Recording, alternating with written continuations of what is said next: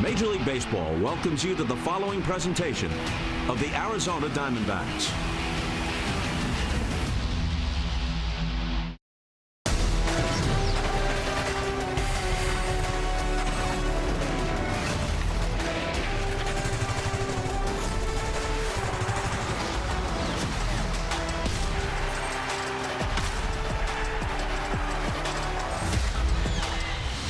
We have reached the final game of the 2024 regular season, and the Diamondbacks against the Padres can still make sure it's not the end of the line. We are set for game 162 on D-Backs TV. Good afternoon from Chase Field, and welcome to Arizona Diamondbacks baseball. Steve Berthiaume and Bob Brenly, very happy to be here with you. There are a myriad of scenarios in play for the Diamondbacks today. They can either clinch a playoff spot or be eliminated or somewhere in between. What do you think? Well, I think this is the biggest game of the year. Back when I used to manage this ball club, I said that every day from the first game of spring training until the end of the season. I would tell the guys as they made their way out to the dugout, this is the biggest game of the year, and it got to be a little bit of a running joke, but no joke today. This is the biggest game of the year. Went on for 6 months. These are the scenarios. They can win, and they need some help, but they really do need to win this one. Yeah, I mean, you could use some help from the Braves, from the Mets, but you just have to take care of your own business here today and find some offense. They've lost 5 of 6. What are you seeing from this Diamondback group right now? Well, I agree with Torrey in his post-game comments last night. It just seems like everybody's trying to do a little bit too much. They want to be the hero, the guy to come up with that big hit to jumpstart the offense, and they just need to settle in and do what they're capable of doing. Kind of got ambushed in that 9th inning last night. They need this one today. Brandon Pfaadt is on the mound against the left-hander Martin Perez. Brandon Pfaadt has been the go-to guy all year, leads the staff in starts, innings pitched, strikeouts, just about every important category. They really need him to step up today against the lefty Martin Perez. Yeah, Perez has been very good since he's acquired at midseason from the Pirates. Steele presents star power. Brandon Pfaadt gets the baseball for 162. This is it. First pitch is next.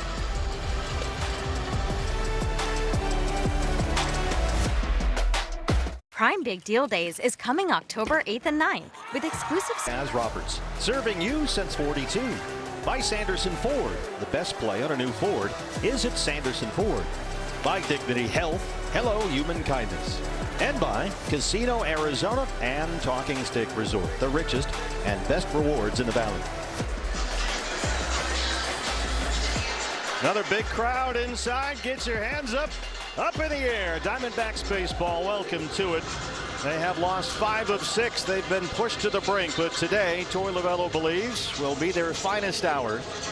He talked about the emotional fire he wants to see from his ball club. He talked about the unpredictability each day over the course of a 6-month baseball season. And Bob, I don't think anybody predicted this. No, I don't think so. I mean, maybe a month or so ago, we said, boy, that last series against the Padres could be really big. We didn't realize how big this series was going to be. No bigger game than today for Brandon Pfaadt. Well, Jeff Bannister, the bench coach who has been through a lot of these types of games and seasons, was talking this morning about the romance of baseball. And Banny said that somebody today in a game like this is going to do something they've never done before. Let's get it turned over to the voice of Chase Field, Mr. Chuck Draco. Fans, at this time, we ask that you please rise if you are able. Remove your hats and turn your attention to the flag of the United States of America as we honor our nation. Fans, as is tradition, on the final regular season home game, the Arizona Diamondbacks invite you to join in the singing of the Star-Spangled Banner, performed by you, the fans, and accompanied by D-Backs organist Bobby Freeman.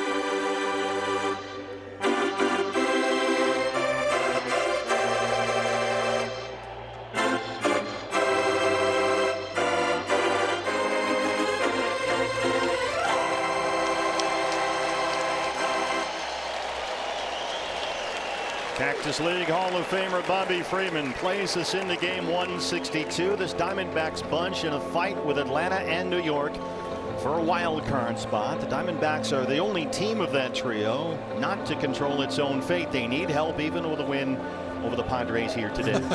Look at those clowns. You like that? They're loose. Yeah, they're loose, ready to play some ball. Diamondbacks can clinch today, but only if they win, and both the Mets and the Braves lose. The Mets are at Milwaukee. The Braves are home against the Royals. The Diamondbacks loss and a Mets win today eliminates the Diamondbacks. So they need a big one from Brandon Pfaadt. He gets the baseball for game 162. And Troy Lavello this morning in talking with us said Brandon Pfaadt can get on some great runs, and he is going to hope for that here this afternoon. Yeah, hopefully right from the very first pitch of the game. Obviously, personal stats are out the window at this time, but you'd really like to see Brandon pick up a win today, get over 500. He's had a fantastic season as the anchor of this rotation, the one guy you could be sure could take the ball every fifth day. Now the Diamondbacks pitching has been faltering down the stretch. It's mainly the reason they're facing elimination today.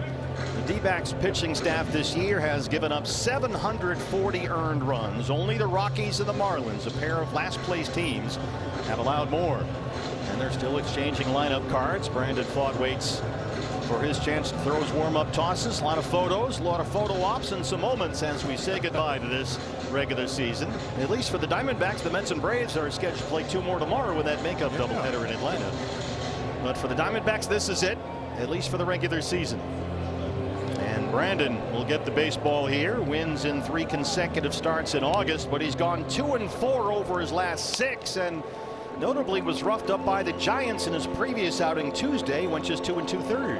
Yeah, 3 of his last 6 starts, he's given up 8 runs. I mean, he had a real good start wedged in there against the Milwaukee Brewers when he went 7 innings, gave up 1 run on 2 hits, and struck out 12. But it's been a little bit of a bumpy road for Brandon here at the end of the season. Well, the Padres come in with 93 wins. They will host game 1 of the National League Wild Card Series Tuesday at Petco Park. Here's their lineup for game 162. Yeah, some of the regulars back in there, Arise and Tatis and Cronenworth, Merrill, all were off yesterday, but you don't see any Manny Machado in the lineup today. No Xander Bogaerts, no Kyle Higashioka, no Jurickson and Profar. So yeah, we thought we had an advantage over the Padres because of their lineup yesterday. Don't take anything for granted. Best laid plans. Let's get a look around the diamond at the D-back defense in this regular season finale. We're going to highlight Corbin Carroll and Eugenio Suarez, not because of their defense, although they're both very good defenders, but Gino in the first half of the season hit .216 with 10 home runs. In the second half, .301 with 19 homers. Corbin Carroll hit .213 with 5 bombs in the first half, .263 with 17 in the second half.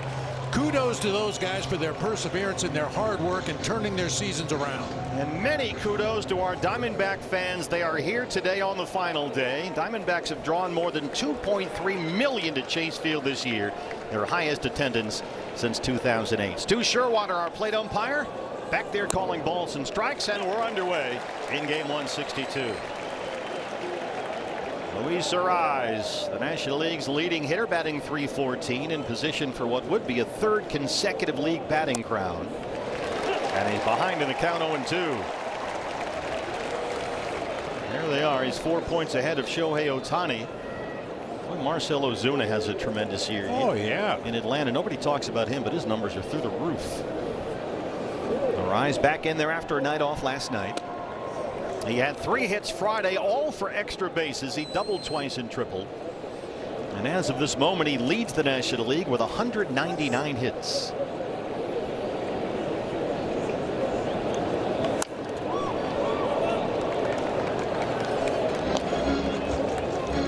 Padres reshuffled their rotation a bit to line things up for that wild card series on Tuesday. They gave Arise the day off yesterday. He's been battling left knee and left thumb issues for Mike Schilt. He's got his team in that top wild card spot. Good start for Brandon Pfaadt. Gets a swing and a miss on that curveball.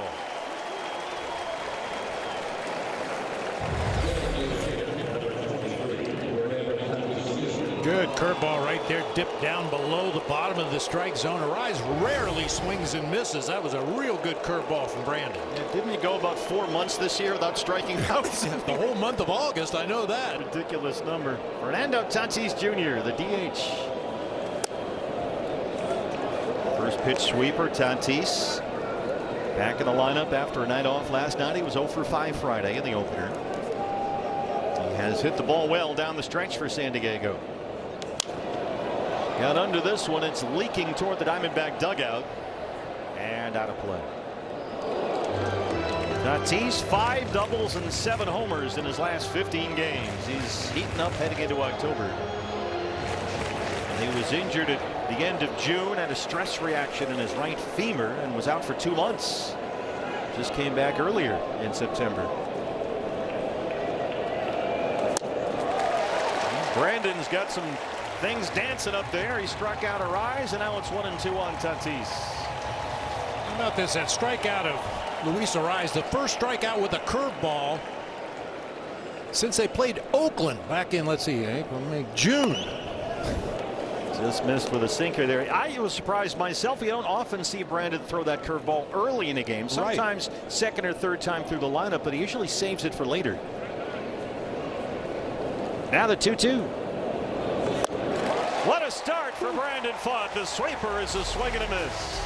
He can get on these runs, and when he's on it, he's a hot shooter out there. That's probably been his best pitch this season, that sweeper, especially to the right-handed hitters. He can start it right at him and throw it in the strike zone. He can start it in the strike zone and sweep it off the plate away. It's been a very good weapon for him. Jake Cronenworth, another left-hand batter for the Padres, who was off last night, back in there today at second base. And there's a fastball for a strike. 243, 17 homers for Cronenworth. He walked and doubled in the opener Friday, 1 for 3.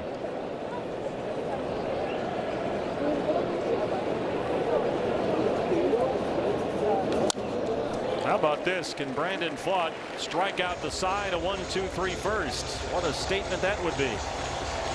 Yeah, most games we're hoping the D-back starter gets out of the first inning under 25 pitches. Exactly right.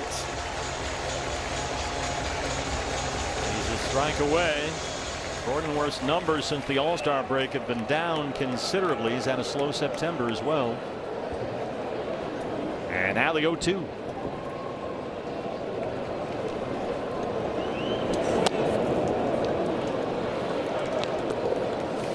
Became very trendy for a few years in baseball to talk about changing a batter's eye level. Yeah, you throw one 11 feet high over the outside part of the plate, that's going to change your eye level. Yeah, Gabby wants it down. Went back to that curveball again with 2 strikes. Interesting. That's the pitch that struck out Arise.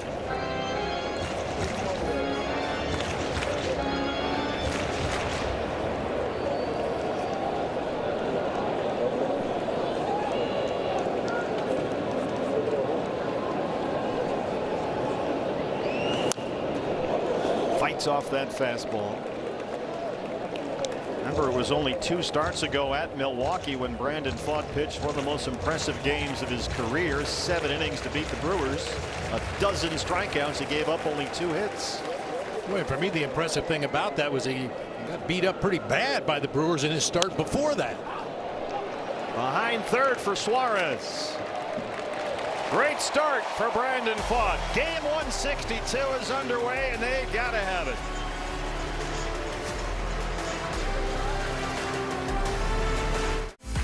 Get your tickets for today's 50-50 raffle supported. Brandon Pfaadt sets the tone. Now he turns it over to this Diamondback lineup. It's presented by your Desert Ford dealers. So Marte finds his way up to that leadoff spot against the left-handed starter, and why not? He has crushed lefties all year. Corbin Carroll had one of the Diamondbacks hits in the ball game yesterday. This is pretty much the A lineup today. Randall Grichuk filling in as the DH against the lefty.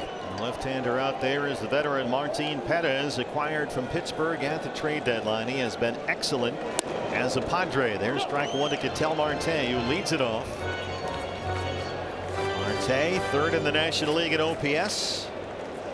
35 homers and 93 RBIs, both career highs. And right away down 0-2.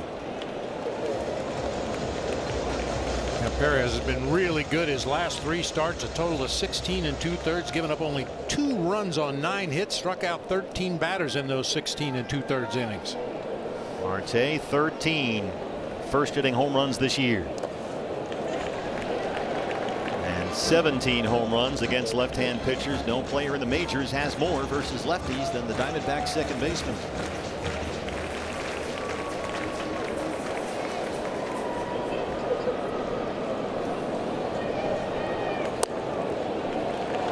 Changeup just missed away. Perez rarely throws anything north of 91-ish. Relies on a sinker and that swing and miss changeup. He'll mix in a cutter and a curveball. That one's through for a base hit. Marte's aboard to start it off. Here is Perez. 9 starts with San Diego. He is unbeaten, and in those 9 starts, the Padres are 8-1. Yeah, he's one of those crafty lefties. First time through a lineup, he's held the opposition to a 229 average. Second time through 265, and third time 375. So take what you can get early in the ball game and trust that he's going to make some mistakes later. Signed with Pittsburgh in the offseason, traded to the Padres at the deadline. Here's Corbin Carroll.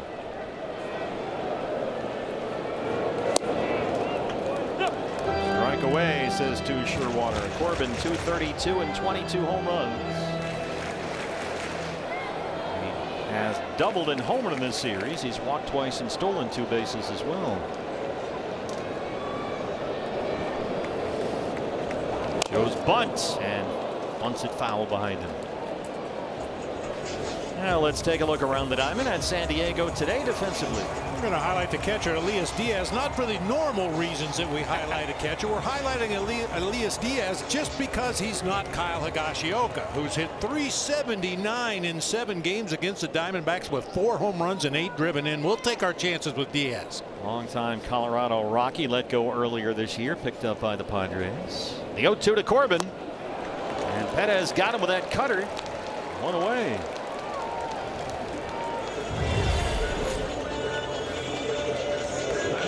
Good location right there. Kind of started it over the middle of the plate and down. Had that cutting action away from Corbin. Couldn't get to it. 1 away for Lourdes Gurriel Jr. Bats third against the left-hander. Lourdes singled and drove in a run here Friday. His only hit in the series. Marte at first with 1 out. Lourdes checks in 276, 18 homers on the year. Back after missing 16 games earlier this month with a left calf strain.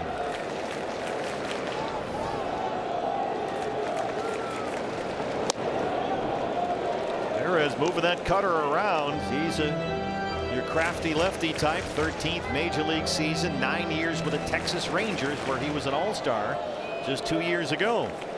Yeah, if you want to hang your hat on one stat for Perez, he's given up 8 home runs in 48 1/3 innings for the Padres this year. He is susceptible to the long ball. Lourdes dunks it into center. And there's 2 aboard for Christian Walker.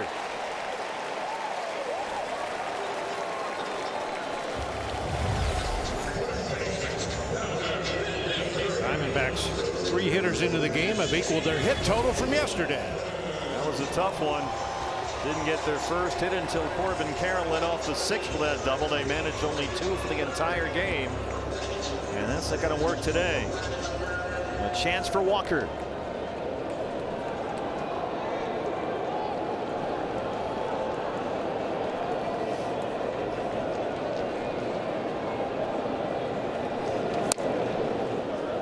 Christian had 1 of those 2 hits last night, a single in the 9th. That's his only hit of the series.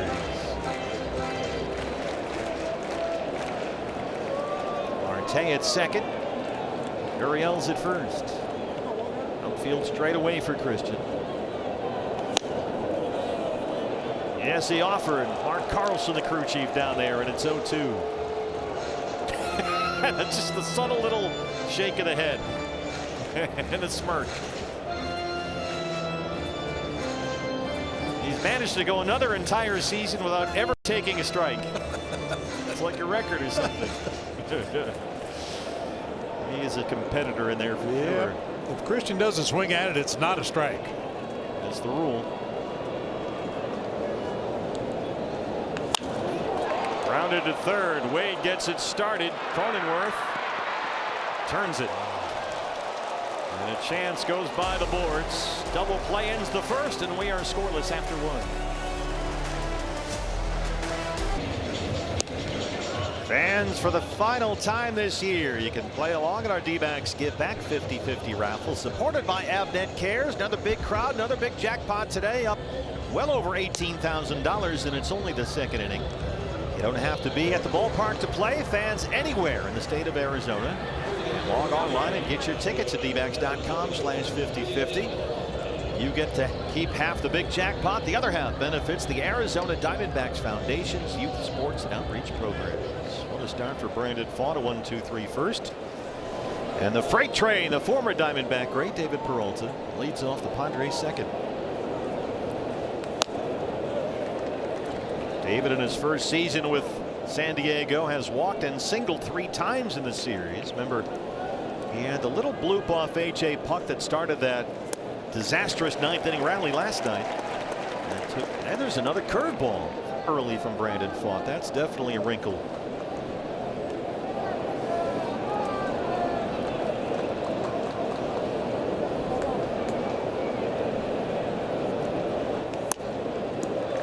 Got the call on that low sinker from Stu Sherwater. David not quite convinced. 1 ball and 2 strikes. There's a look from our ump cam on top of Stu Sherwater's mask. Our thanks to Stu for helping us out there. And Brandon Pfaadt has struck out 3 the first 4 Padres. Take a look at Brandon Pfaadt's arsenal out there on the mound. We've seen just about everything he has to offer so far in this ball game. That 4-seam fastball is a big key for him. The curveball, you can see only 5.8% of the time so far this season, but maybe the reason for the increased usage is the 138 batting average against that curveball. Jackson Merrill, the center fielder, a sensational rookie season. And it continues. A bullet into center, the first Padre hit. Boy, this kid is going to be a player. He's only 21 years old. Yeah, we're going to get tired of seeing him. I'll tell you, he's a good looking player, runs him down in the outfield, has a very good quick swing.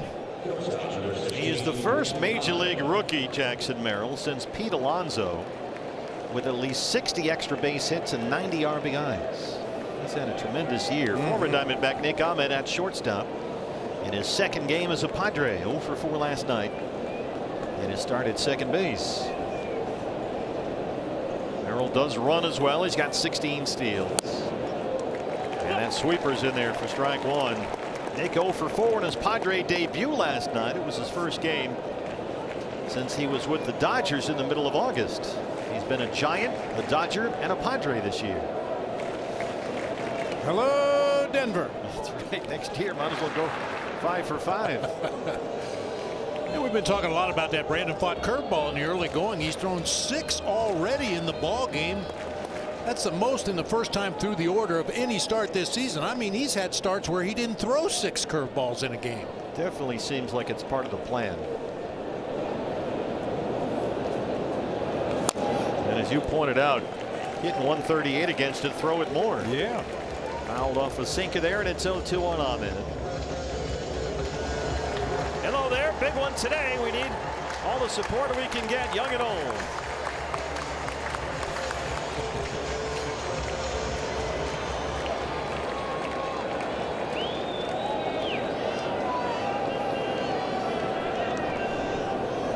Now the 0-2. Nick reaches out, pokes it up the middle. Marte for 1. Can't quite get it. Just hit too slowly.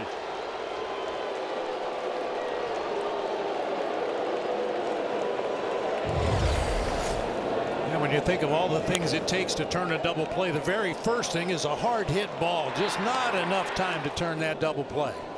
Remember, every game on the final day of the regular season and the major starts at the same time. The Mets have taken a 1-0 lead early at Milwaukee. The Braves at home trail the Royals, a 3-run Kansas City first. So it's more good news, bad news. Elias Diaz, a former Rocky, now with the Padres.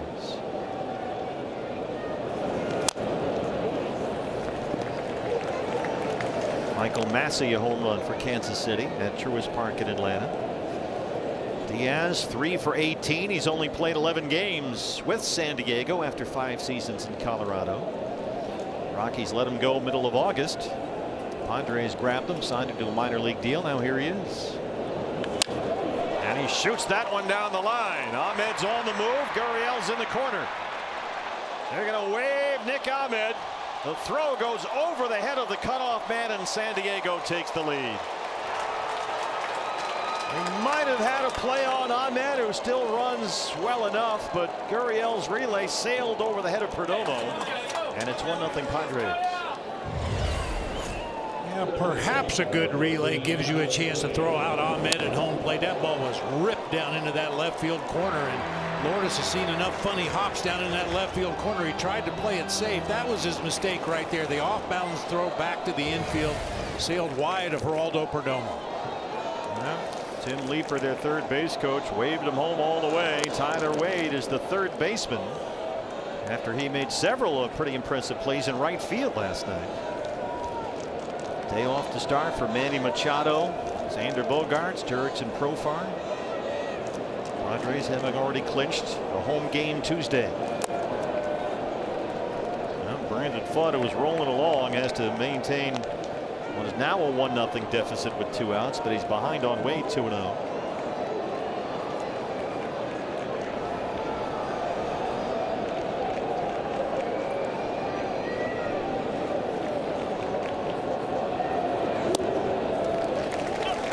Curveball, there it is again. Wade is a guy that plays all over the field. Third base, shortstop, second, all 3 outfield spots. We called him a Swiss Army knife last night. It's this one out pretty deep right center, but Corbin's going to give way to McCarthy, and that's the final out. Elias Diaz drives in the game's first run. It's 1-0 San Diego. Serta with your MLB Network studio update. Let's start in Milwaukee. Mets get on the board in the top of the first. Brandon Nimmo, 1-out single, scores Francisco Lindor. And then in Atlanta, the Royals with 3 straight hits out of the gate. Michael Massey hits his 14th to make it 3-0. Stephen Bob, back to you. Thank you, Greg. Keeping an eye on both those games as Randal Grichuk leads off the bottom of the second against Martin Perez. Right now, Braves losing, Mets are winning. Grichuk scoops this out to deep center for Miro. They have yet to solve the mystery of Martin Perez so far, Bob. Yeah, really not much of a mystery. He doesn't have anything that you would classify as a plus pitch, but all of his pitches are good. He commands them well. A sinker, changeup, cutter, curveball. You see that 4-seam down there at the very bottom of the list. He'll use that to push a right-hander off the plate, but he rarely throws it in the strike zone. Eugenio Suarez. Gino, 253. He is a solo homer away from a 3,100 season.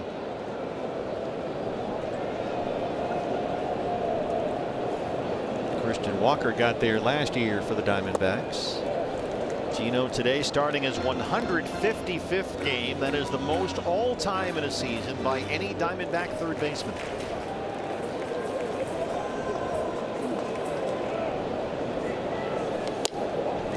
By the way, given the current scenario, and this is going to remain fluid over the course of the day, if the Braves lose and the Mets and Diamondbacks both win, the D-backs would need either Atlanta or the Mets to win both games of the doubleheader. The Braves would only need to win one. The Mets would only need to win one. It is very confusing. They're going to be watching a lot of baseball here tomorrow. Diamondbacks have a light workout plan tomorrow. They'll have the jet on the runway, and they'll be watching baseball and trying to figure out where they're going to go, if anywhere. We'll count 3-2.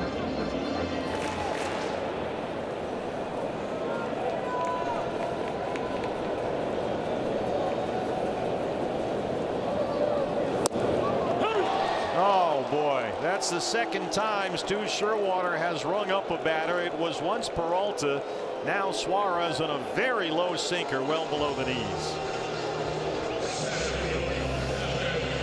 Yeah, Jeff Bannister's giving it to him back there behind the plate. Sherwater. Yeah, he did the same thing earlier. And that's not exactly a borderline pitch. 2 outs for McCarthy.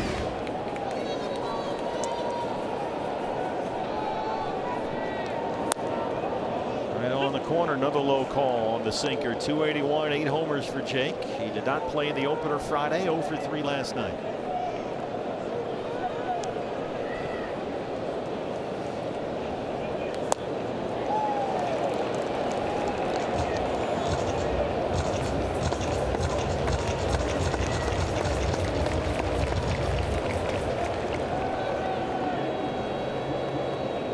Two quick outs for Padres. Now he's 0-2 on McCarthy.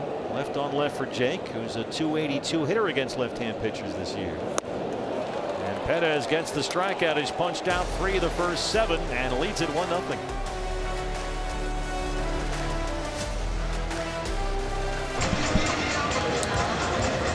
Defy presents our wire cam. There is the Diamondback faithful. More than 2.3 million fans turn the turnstiles at Chase Field this year. The Diamondbacks' highest attended season since 2008, and they are hanging in with us in game 162. A reminder, a Diamondbacks loss coupled with a Mets win today eliminates Arizona. Right now, Diamondbacks are losing and the Mets are winning. Brandon Lockridge, the rookie, leads off the top of the Padre third against Brandon Pfaadt. Lockridge came out of nowhere yesterday. 27-year-old rookie, and homered right after Kyle Higashioka had broken through against A.J. Puck. They went back-to-back, first career home run for Brandon Lockridge. A former 5th rounder out of Troy University by the Yankees, played 6 seasons in their minor league system. Went to the Padres at this year's trade deadline.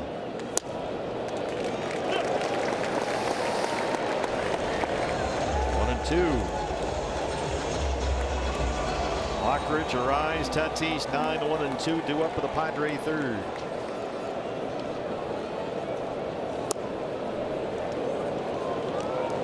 Doesn't offer it the sweeper. Lockridge brought up to the San Diego roster for the first time in his big league life, beginning of September. And he's caught looking at his sinker. That's 4 strikeouts for Brandon Pfaadt. Coming up later this year, November 16th. It's November Nights at Chase Field. A tremendous concert lineup. Tickets are on sale right now. You can get your tickets and check out the full roster there. NovemberNights.com. All the info on the special event coming up November 16th, right here at the ballpark. Luis Arise struck out to lead it off. Slams this to center. McCarthy in front of the warning track. 2 outs. Anytime you can get Arise out on one pitch, you'll take it. And get him to hit the ball in the air to somebody. He doesn't really have big time pop. He has a little bit of pull power down that right field line, but if you get him to hit the ball in the air to the big part of the park, you're probably going to get him out. 2 outs for Tatis, a strikeout victim in the first.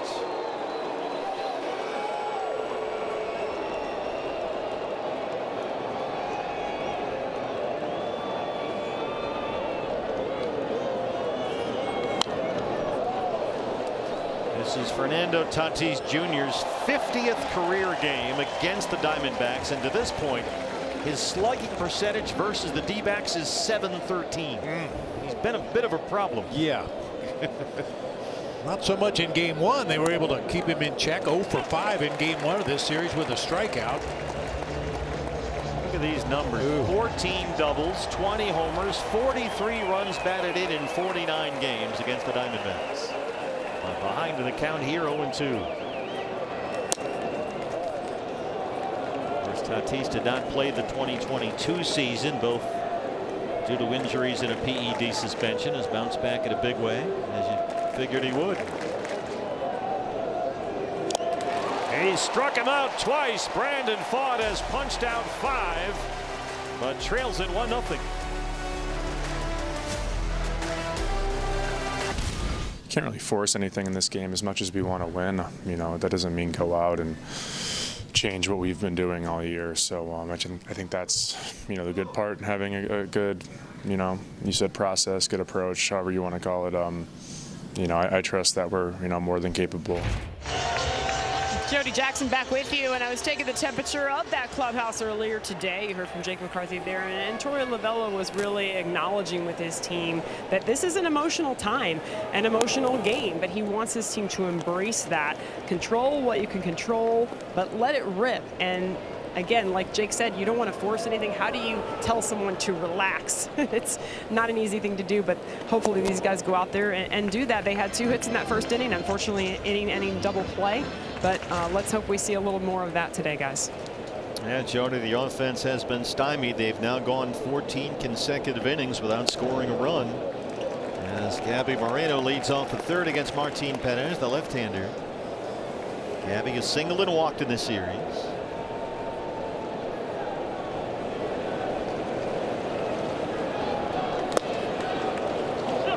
If I were Martin Perez and I had a sinker and a changeup and a cutter and Stu Sherwater back there, I'd throw everything right at the knees. You're going to get every call. I'd have Elias Diaz lay down on his stomach, making sure everything is down. Either going to get a swing and soft contact or a called strike. Yeah. Perez has proved to be a terrific pickup for San Diego. They've really altered their bullpen at the deadline. They've built a terrific postseason bullpen. They've done some patchwork additions where they've needed some help. And here they are looking for win number 94 on the year. That one misses up, and it's full 3-2. With San Diego so far, Perez is unbeaten 3-0 as a Padre with a 2.61 ERA. Coming off a win over the White Sox last Saturday. Gave up just 2 hits and 1 run in 5 1/3 against Chicago. Of course, this was a guy 2 years ago won a dozen games, 32 starts, and was an American League All-Star with the Rangers. So he's no slouch. 8th pitch of the at-bat coming up.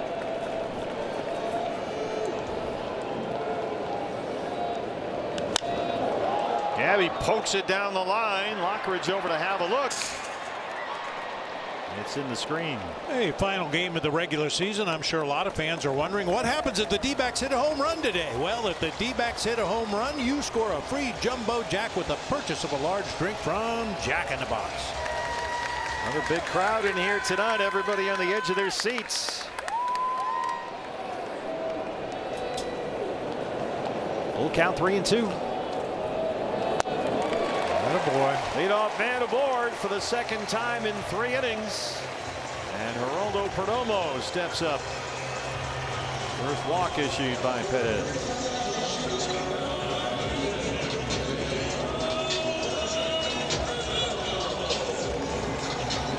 Terry 272, 3 homers. 0 for 6 with a walk in the series so far. That's after a couple of 2-hit games against the Giants on this homestand. Bunts it foul. I suggested that perhaps the Diamondbacks should test Luis Arraez down there at first base. As you mentioned, he's got a gimpy knee. He's got a bad thumb right now. Yeah. He's not a natural first baseman. He's done a pretty nice job filling in down there on a temporary basis. But let's see if he can handle a bunt. Arraez has dealt with some chronic knee issues going back to his days with the Twins. Terry gets it down right back to the mound. One play for Perez, and they move Gabby along. He's at second with a 1 out for Ketel Marte.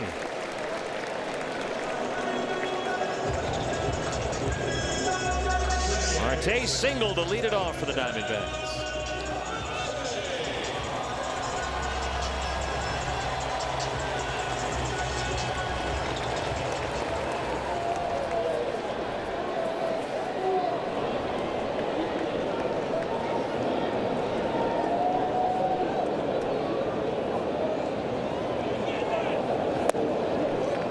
Marte came into today a .337 hitter against left-hand pitchers.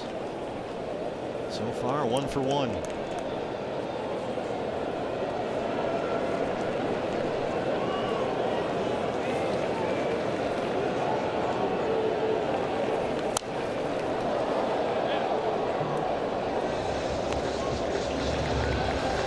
Changes on the out-of-town scoreboard. Mets a 1-0 lead. Bottom 2 at Milwaukee. Braves trailing at home against Kansas City 3-0. They're also in the bottom of the second. Every game today on the Major League schedule started at the same time.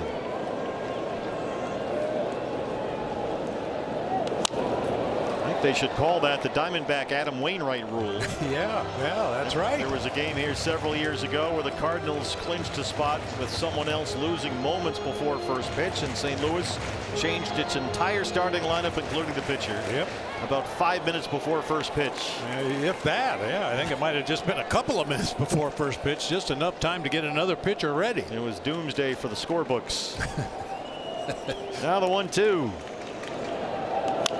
Yeah, that's a good idea. I mean, I don't know how much of an advantage it actually is, and you certainly don't blame the Cardinals, who did what any team would have done in that circumstance. But it's much better to have the final day start all at the same time, which 3 o'clock Eastern, just after noon here in the Valley.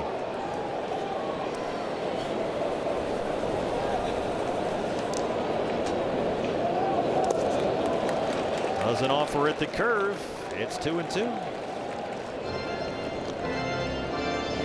Perez at 40 pitches, 28 strikes. He's walked 1. He's struck out 3. Corbett on deck.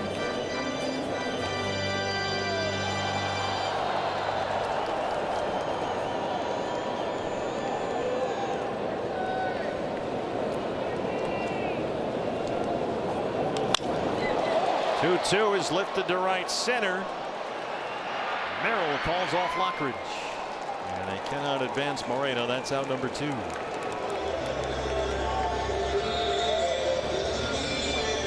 Corbin Carroll, a strikeout victim his first time against the left-hander. Corbin, as we get into game 162, is second in the National League in runs scored, behind only Shohei Ohtani. He leads the league with 14 triples. Moreno at second with 2 outs.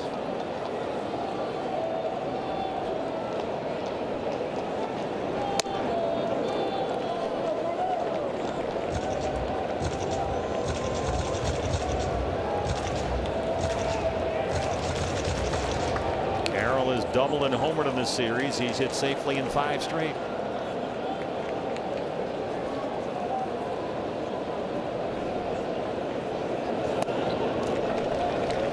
Up and in, then soft down low. 2 balls and no strikes. Talk about Corbin Carroll's season. You're going to mention the stolen bases and the runs scored and the triples, but it's really about the turnaround. He's got a .932 OPS since the All-Star break. Complete reversal of fortune. Up the middle, it goes by Perez. Ahmed's there to clean it up. And they strand that leadoff walk. After 3, Diamondbacks trail it 1-0.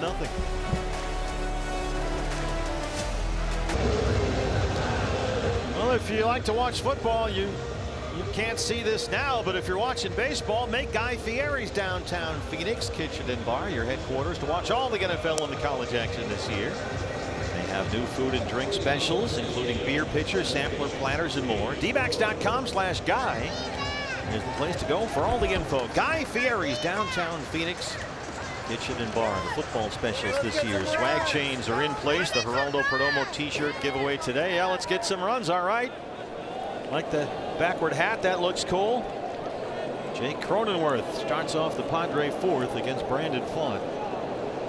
Elias Diaz, an RBI double in the 2nd. The only scoring so far for either side. There's a fastball for a strike. Boy, Brandon Pfaadt so far 41 pitches, 31 strikes. He has punched out 5.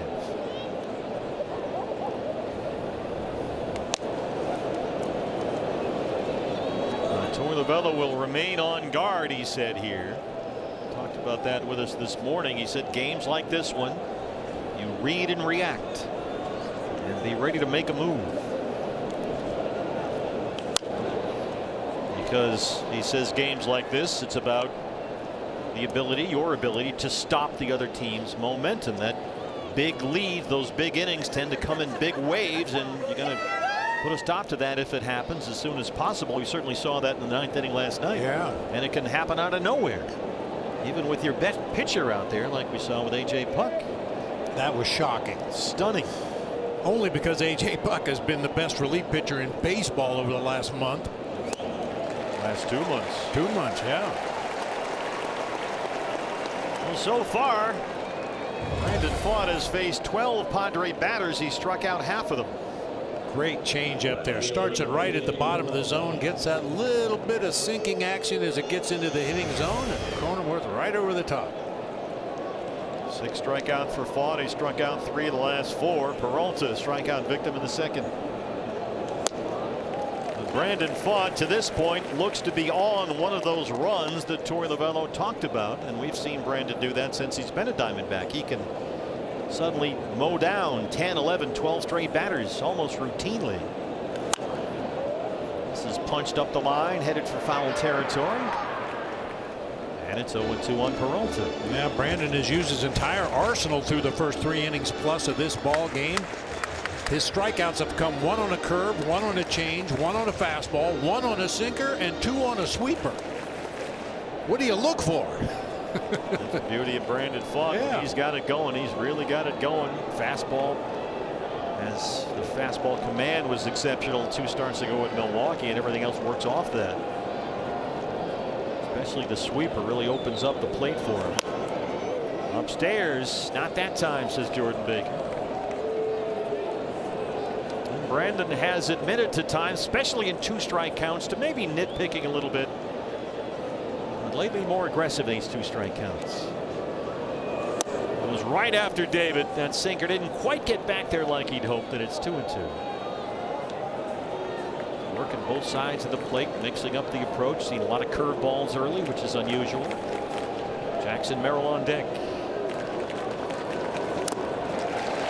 And there's another curveball. Brandon Fott has 7 strikeouts. That's 3 in a row. Well, if indeed that was a game plan to incorporate more curveballs, it's working out in a big way here in the early going. He's got a real good curveball, a lot of downward movement. He has struck out 4 of the last 5. Jackson Merrill, the batter. Let's check in with Jody Jackson. Yeah, Brandon Fott talked about it after that second matchup with Milwaukee in Milwaukee, where he had the 12 strikeouts, went 7 innings, total reversal from the disappointing outing against the Brewers. He said, I want to throw the curveball more. When he came off in the first inning, guys, he threw 6 curveballs in the first. I saw Dan Herron and Brent Strom exchange a big smile. I have a feeling it was about the curveball. Well, so far, Jody, that plan has worked out wonderfully. Padres have only 2 hits, but they lead it 1-0. Merrill a single in the second. Diaz an RBI double. But coming into this start today, Brandon Fott had 1 strikeout with a curveball all season. Amazing. 2 already today, and as we've seen, that's a real good weapon for him today. He has struck out at least 2 in 3 of the 4 innings so far today. And he's a strike away from getting the side in the 4th. Merrill has one of their 2 hits.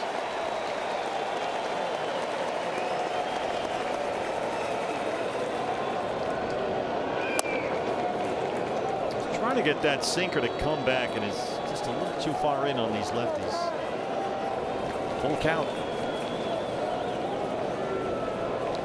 Ahmed would be next. He has scored the game's only run.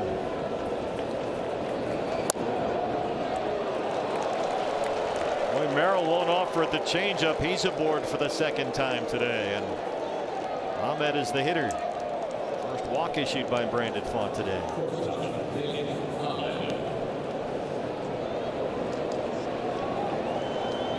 Ahmed reached on a fielder's choice in the second, and the Diamondbacks couldn't quite turn the double play. The ball was hit too slowly. Came around and scored from first on the Elias Diaz double. Pitch sweeper.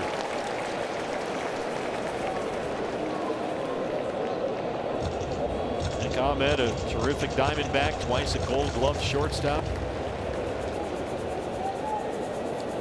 Released last September. Since then, he's been with the Giants, the Dodgers, now the Padres.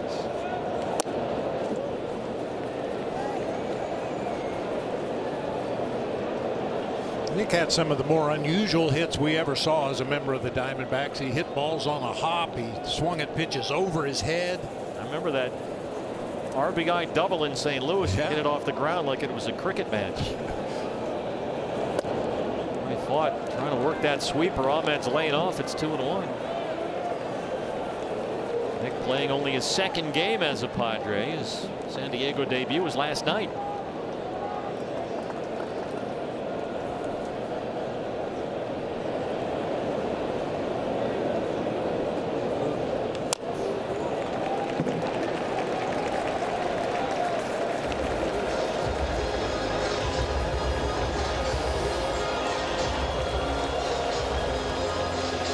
Atlanta's on the board at home. They now trail Kansas City 3-1. They're in the third. Gio Urshela has hit a home run. The Mets still lead at Milwaukee 1-0. Brewers batting in the third. Keep in mind, a Mets win and a Diamondback loss eliminates the D-backs. Dan Carlson, Torey Lovullo, scoreboard watching.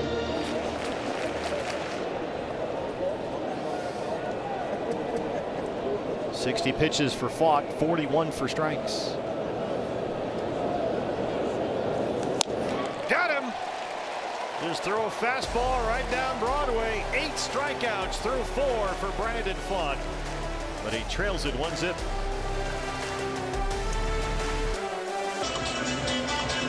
Back with you from Chase Field, Elias Diaz, an RBI double in the second for San Diego. They lead it 1-0. Today's stats with Lowe's is Lourdes Gurriel Jr. leads off the home half of the fourth. Diamondbacks have scored more runs per game than any team in the majors. Fortunately, the pitching has given up the third most runs of any team in the majors, at least earned runs. But the pitching has been dynamite tonight. Fought with 8 strikeouts through 4. They got to get him some runs. Gurriel singled in the first. Each team so far 2 hits.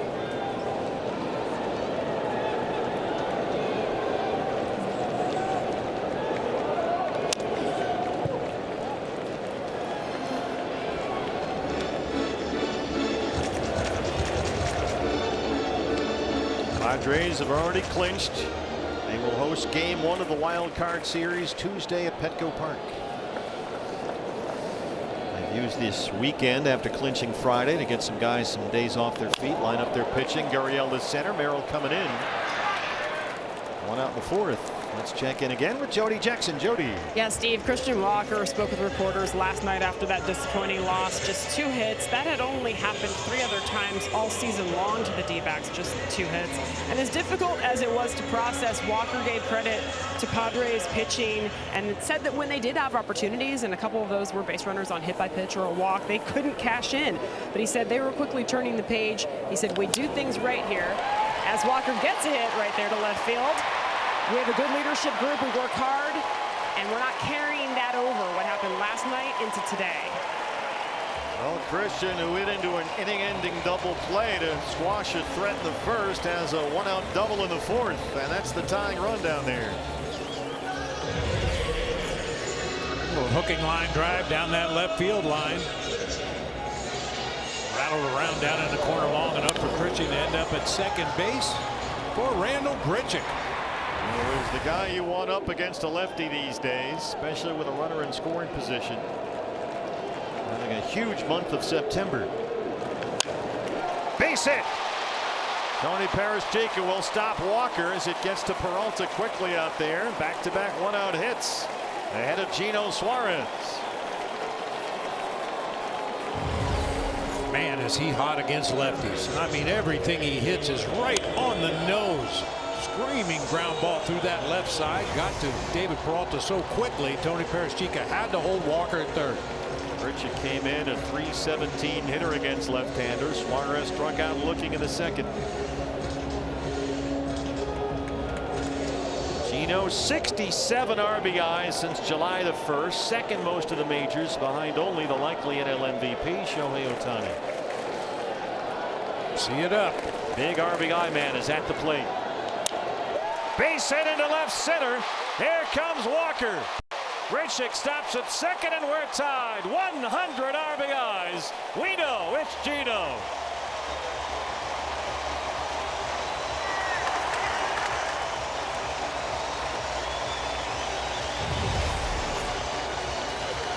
And boy, Gino got a breaking ball, timed it perfectly that time. Little soft line drive into left center field. That'll easily drive home Christian Walker. 3 straight 1-out hits. Conference time at the mound. Ruben Niebla, the pitching coach, is out there. That's 3 hits on 3 pitches. Exit velocities 110, 107, and 98. They're starting to make some noise against Pettis. Don't stop now.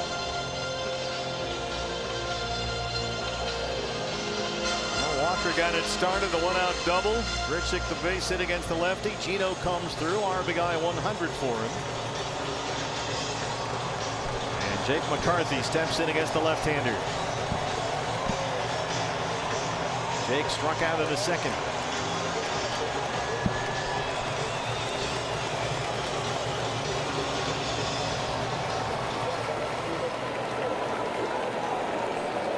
Grichuk is at second base. Suarez at first.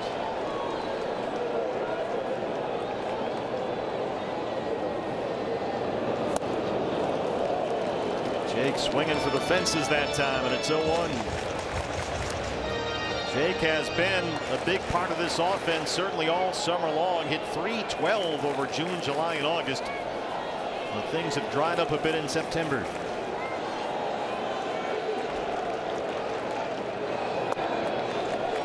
.214 hitter this month, Jake McCarthy. Still hitless in the series.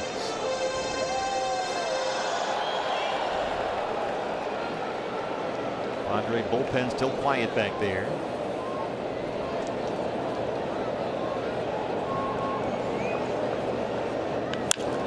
Base hit for McCarthy. They're going to wave Grichuk. Lockridge with the throw. He is safe. 4 consecutive Diamondback hits, and they lead it 2-1.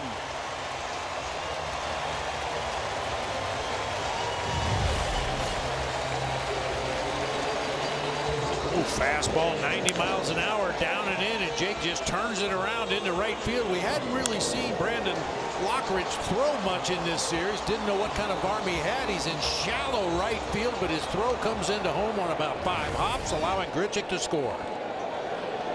4 consecutive hits on 6 pitches. Moreno walked in the third. Remember what Torey Lovullo said about games like this. You have to stop momentum. These big innings come in huge waves. And this one, the Diamondbacks are riding high. They've come back to take the 2-1 lead.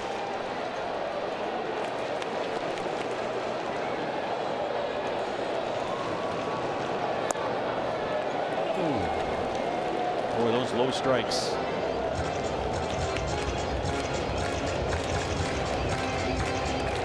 Suarez at second. Jake McCarthy's at first. Jake's hit has just made it 2-1 Diamondbacks.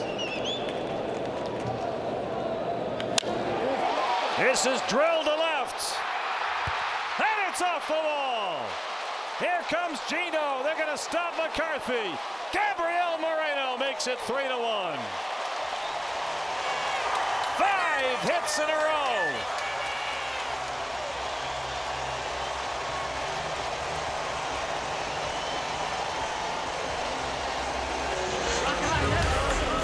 You talk about a wave. This is it. Boy, another mistake pitch right in the middle of the zone that time for Gabriel Moreno. Perez should consider himself fortunate that ball stayed in the ballpark. All of this on a span of just 9 pitches. Padres bring the infield in for Perdomo. Ball 1.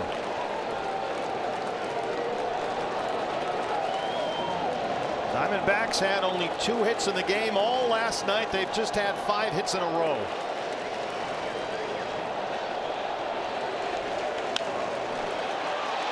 Smothered by Cronenworth, who makes a terrific play. Another run comes in. McCarthy's home, and it's 4-1. It's a 4-run Diamondback fourth. I thought that might be able to sneak through there for a minute. It was close. Only a great play by Cronenworth kept that ball out of right field that time. RBI for Perdomo.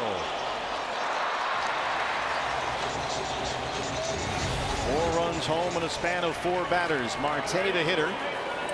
Moreno at third with 2 outs.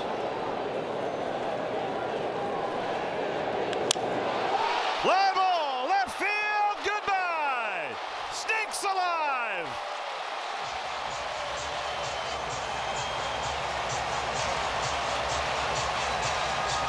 .443 feet. The 36th for Ketel Marte. And the Diamondbacks have busted this thing wide open with a 6-run fourth.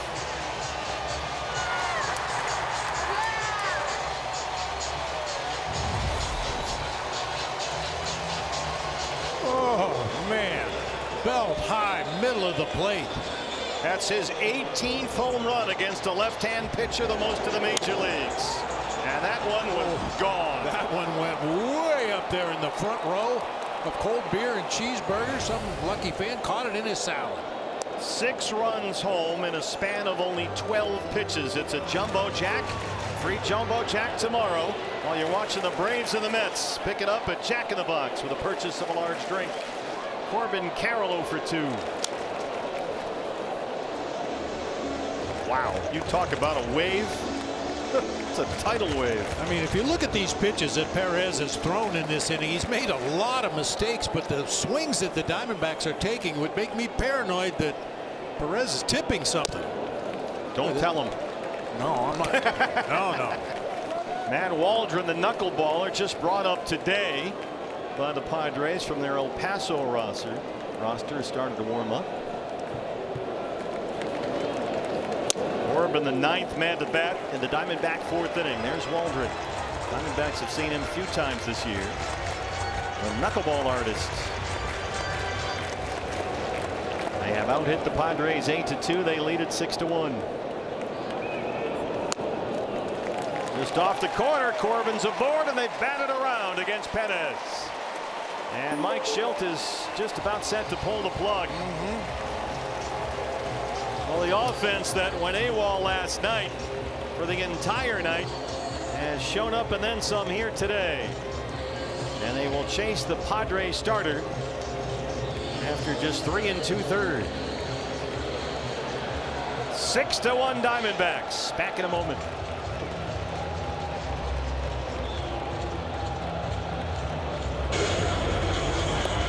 Diamondbacks offense has come alive in the 4th inning. 6 runs home. They have chased Martin Perez, and here is the knuckleballer Matt Waldron, recalled from El Paso today for the regular season finale. His first appearance for the Padres in just over a month.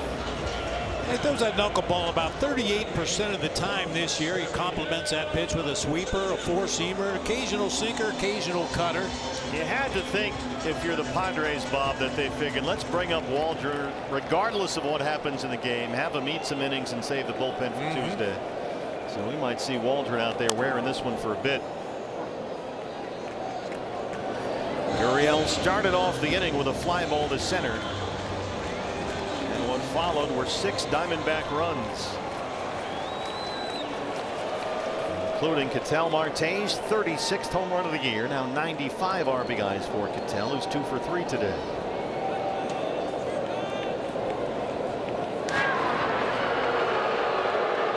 It's the 16th time this year that the Diamondbacks have scored at least 6 runs in 1 inning.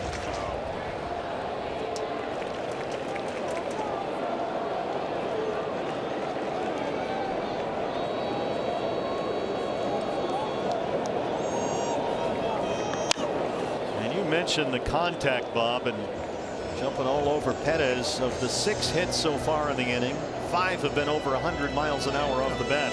Just a different look to the swings that the Diamondbacks were taking in this inning. No hesitation, almost like they knew what was coming. Like Schilt, nonplussed.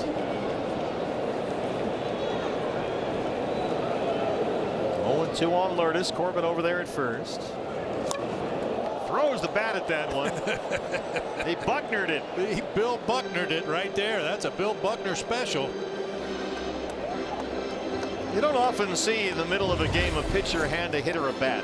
No, I was just thinking that. My old buddy Mike Krukow one time was facing somebody, and the guy hit a foul ball and dropped his bat and started down to first base. The ball went foul, so I picked up the bat and handed it back to the hitter. Well, man, we got back to the dugout and Krukow jumped me. Don't hand them their bat. They're trying to beat me with that thing. Leave it on the ground. Maybe he'll sprain his back bending over to pick it up. It's the small things. There goes Corbin. Throw from Diaz is a good one, but Corbin's in there. Stolen base number 35 for Corbin Carroll. Obviously haven't seen Corbin run as aggressively this year as he did last year, but still has a good success rate. Gets in easily right there into scoring position now. Corbin, that sensational Rookie of the Year last year, 54 stolen bases. He's got 35 now this season.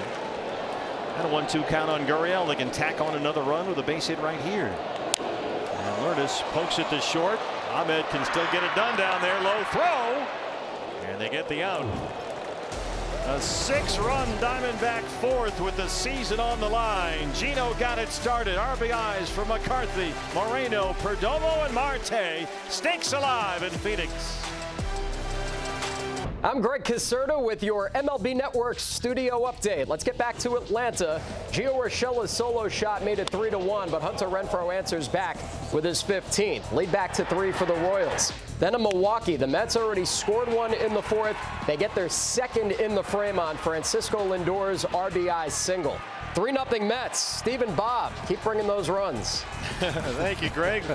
We need all we can get these days. Brandon Pfaadt has been outstanding. 8 strikeouts through 4. Elias Diaz, who has the only Padre RBI, a double in the 2nd, leads off the 5th. And if this trend continues where we're at right now, based on the information we've been provided by Major League Baseball, if the Braves lose and the Mets and Diamondbacks both win, the D-backs would need either Atlanta or New York to sweep tomorrow's doubleheader to get into the postseason. Well, and that's one of the toughest things to do in baseball, sweep a doubleheader. Yeah, so that's not the greatest scenario ever. The best chance the Diamondbacks have today to clinch is if oh, now I've confused myself, which is not hard to do, is if they win and both the Mets and Atlanta. If the Diamondbacks win and both the Mets and Braves lose, they can clinch today. Otherwise, they're going to have to watch some baseball tomorrow. There's about 12 different things. It's a long list. What if they all win? What if one wins? What if 3 wins? What if they all lose? What if this? What if that? The whole thing. What if it's a cloudy day? You can make yourself nuts. Oh, you can. 2-2 on Diaz.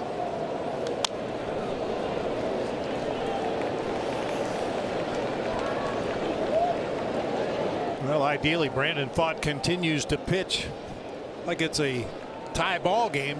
Still go out there. He's dealing today. And hopefully 6 runs won't let him relax too much. Just keep that edge. Keep that focus. Yeah, he's been a strike thrower. 3-2 on Diaz. Pfaadt so far has allowed only 1 run on 2 hits. He's walked 1. He's got 8 strikeouts. 7, 8, 9 due up with the Padre 5th. Chopped to short. Tough play for Perdomo. And he makes it. 2025 and Advantage memberships give the ultimate D-backs fan experience with flexible ticket plans, access to exclusive events, plus discounts and the concession stands in the team shop. Learn more about how you can become a Diamondback Advantage member. dbacks.com/memberships for 2025. Tyler Wade flying out his first time. Roll over to second. Easy play for Marte. 2 outs in the 5th. Here is the rookie Brandon Lockridge, who homered here last night. His first big league home run. On the verge of a big time shutdown inning after his offense put 6 runs on the board for him in the bottom half of the 4th. Get 3 quick outs. Let him swing those bats again. Atlanta has picked up another run in the bottom of the 4th. They trailed Kansas City 4-2. Mets still lead at Milwaukee 3-0. They've gone to the top of the 5th.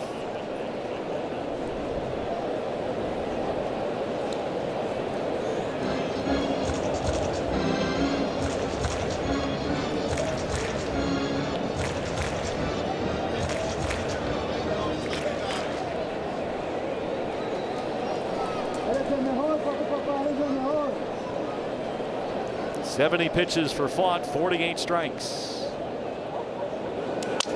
Jammed him that time. Boy, that thing came in there to eat a sinker and did. Snapped his bat. Running that sinker into the right-hander. This is a look from on top of Stu Sherwater's ump cam. Yeah, that's a termite fastball right there. Came to eat wood. Get off me. Brandon has not given up a hit since the Diaz RBI double made it 1-0 in the 2nd.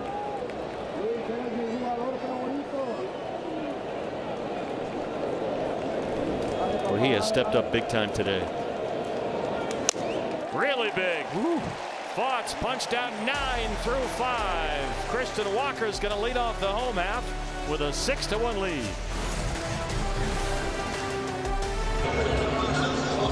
Back with you at Chase Field. Diamondbacks lead the Padres 6-1 in the 5th inning. Game 162 today as we get a look at our Coors Light beating the pressure spotlight on the Diamondbacks. Most runs in a single season. They're moving up the charts. Maybe they'll get to 220 by the end of this one.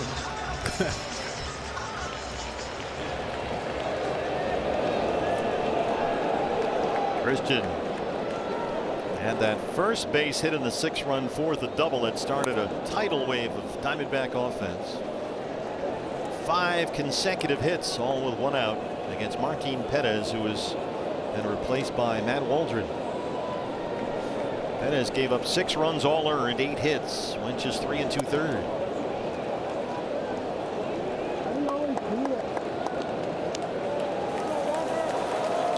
Well, there is a distinction with Waldron. And they have been on him in San Diego to throw that knuckleball more. He is not a knuckleball pitcher. What he is a pitcher who throws a knuckleball. And that is a pretty big distinction. He opened their season as the 5th starter in the rotation, made 26 consecutive starts. Things didn't go great. 7-11. And he just came up earlier today from their minor league roster, his first Padre appearance in about a month.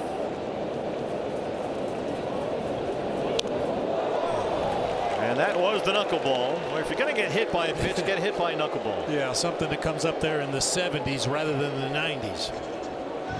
Christian is aboard. He got hit by a pitch last night. Well, that's a great look at the knuckleball. Very little, if any, rotation. Here's a look at it coming at you. That one really didn't move much. The idea is that there's no rotation on the baseball, so that as the seams hit the wind, it changes directions rather erratically on the way to the plate.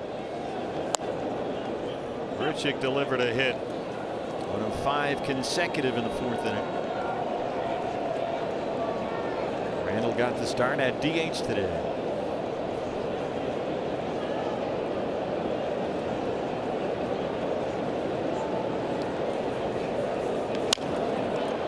Bounce to shortstop. Ahmed goes to second for 1. Cronenworth will settle for that. And they get the force on Walker. Unfortunately, not hit hard enough for the Padres to attempt a double play right there.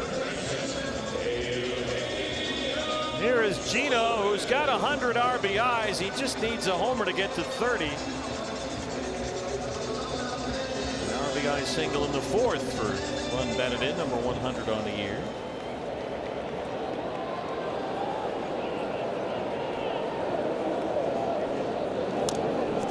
That one knuckles away. And Grichuk's in at second.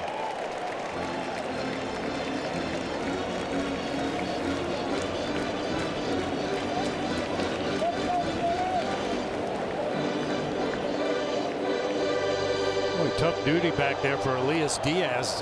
Part of the reason the Rockies parted ways with Diaz was they weren't pleased with his progress defensively behind the plate. Now you get a knuckleball pitcher on the mound. That can't help. It's a pass ball. Of course, the other part of that is too that Diaz is headed for free agency at the end of the year. And the Rockies, as we just saw not too long ago, developing a group of young catchers that they like. And so Diaz became expendable. Got released August 16th and picked up by the Padres.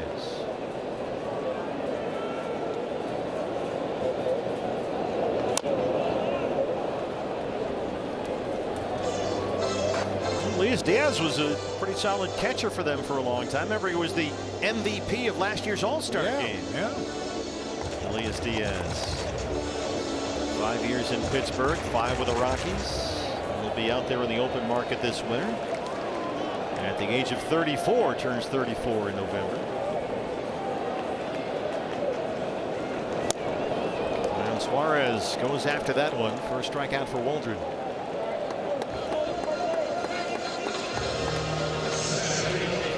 Well, Jake McCarthy had a big hit and that rally in the 4th inning, an RBI single against the left-hander.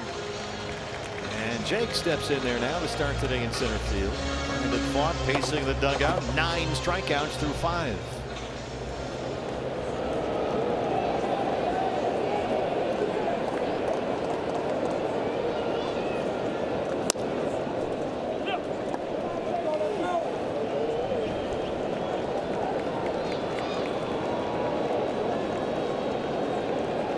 RBI spot for McCarthy. Grichuk down there at second and 2 outs.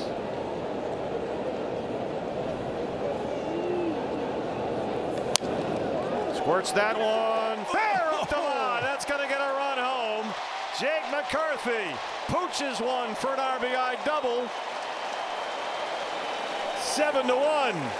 That might be the hit of the year. That's had an exit velocity of 48. Well placed. Exactly. Hit it off the handle down that third baseline. You can see how wide Wade is playing, and third base umpire right there on top of it, Jordan Baker. By the time Wade runs it down, McCarthy's thinking about going to third. Nobody was covering the bag initially. That's an RBI Uchi. Uchi. 9 hits now. Here's Gabby, who's walked, doubled, and knocked in a run.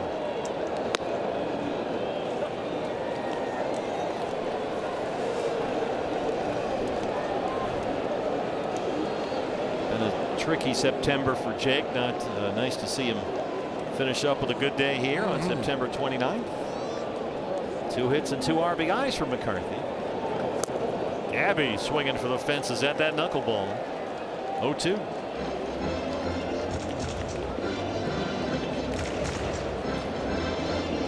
Six-run lead now for Pfaadt, who's given up only 2 hits, 1 walk, 9 strikeouts. He has stepped up and delivered big time in game 162.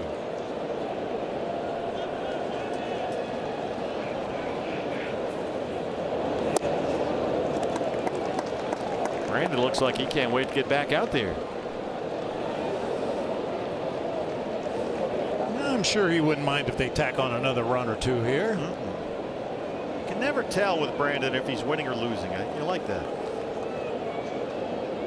McCarthy takes off, and Gabby strikes out. And get another run on Jake's RBI Uchi. To the 6th we go, leading the Padres 7-1. I'm Greg Caserta with your MLB Network studio update. We've got runs from both the Braves and the Mets. In the 4th, Ramon Laureano sneaks this one through to get the Braves to within 2. Then in Milwaukee, Francisco Alvarez, already 2 for 2, stays perfect with a sac fly. That's his 2nd ribby. Steve and Bob, back to you guys. Well, Greg, I hate to complain, but the wrong teams are scoring. Yeah. See if you can do something about that, will you? Do us a solid. A solid from Secaucus. What a start for Brandon Pfaadt. 9 strikeouts through 5. Joe Mantiply has started to loosen up now for the Diamondback. Luis Arraez was 0 for 2, leads off the 6th. Arraez in pursuit of a 3rd consecutive batting title, now at .313 on the year. And smokes that one. Yanked a fastball foul. Keep in mind, Torey Lovullo has all his Jets on the bullpen runway lined up. He says the relief corps is gassed up, ready to go, which would include Zach Gallen if need be. If it's tied or very close late in the game. It also includes Ryan Nelson, Diamondbacks' most consistent starter all summer long, who is available now off the injured list. And Torey told us today Ryan Nelson will most likely find himself in this game today. And there's another extra base hit for Luis Arraez. Just stop it. And if he's in pursuit of a 3rd consecutive batting title, that's going to help out. That is his 200th hit this year. Boy, he's a pest. That pitch is up and out over the plate. He reaches out and hooks it back to the gap in right center field. You can see the little body English there, right, by Brandon Pfaadt. Shohei Ohtani, who's in pursuit of that batting title, is 0 for 3 for the Dodgers so far. Behind Tatis, you have a group of 3 straight lefties: Cronenworth, Peralta, and Merrill. Mantiply is ready in the bullpen. So this is almost certainly Brandon Pfaadt's last hitter today. Tatis has struck out twice and he's down 0-1. Lefty stacked up, Mantiply ready to go. Mike Fetter's on the phone in the Sanderson Ford bullpen. And hopefully Brandon Pfaadt, if he does indeed come out after this hitter, gets an enormous ovation from this big crowd. He has been outstanding. Not that time, Mark Carlson, 1-1.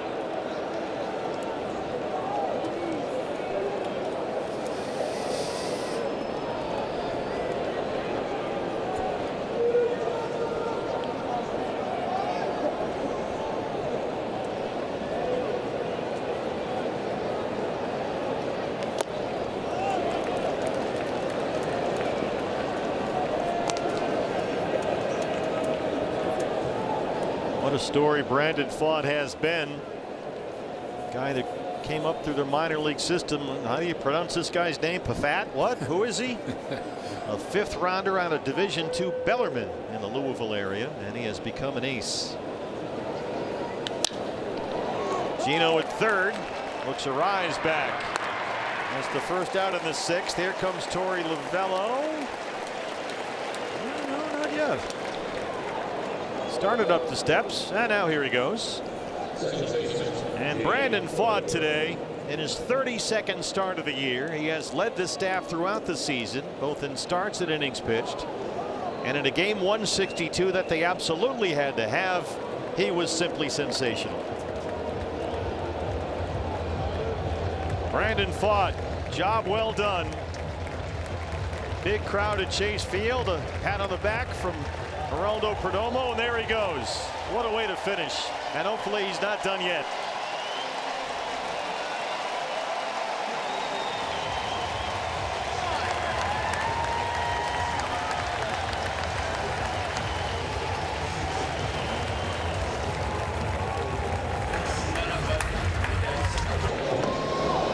Brandon Pfaadt outstanding. 1 run, 3 hits allowed. Over 5 1/3. He gives way to the left-hander Joe Mantiply with 3 straight lefties due up for the Padres. Joe, a career high 74 appearances. He has made a pair of brief outings in this series, both Friday and Saturday. He's retired all 3 batters he's faced.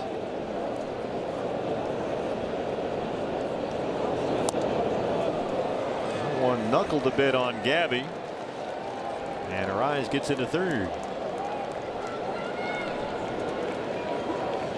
That's something you don't see very often. Gabby Moreno on this sinker away just kind of chased it. It hits off the webbing of his glove and goes all the way to the backstop.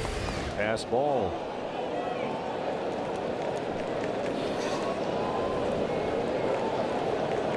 Two 2-0 Cronenworth. It was popped down and struck out against Brandon Pfaadt.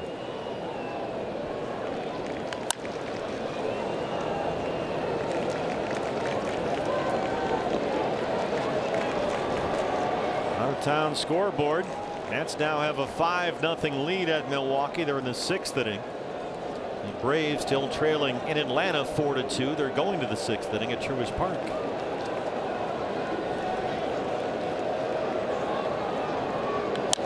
Two 2-1 is smoked down the line. Cronenworth trying to talk to it, and it's fouled. Well, he gave it the old Pudge Fisk lean right there. He sure did. The left-hand version. That's when you're hoping it doesn't hook into the woods and you got to take a drop. Yeah. Noonan. Miss it, Noonan. Miss it. Not by much.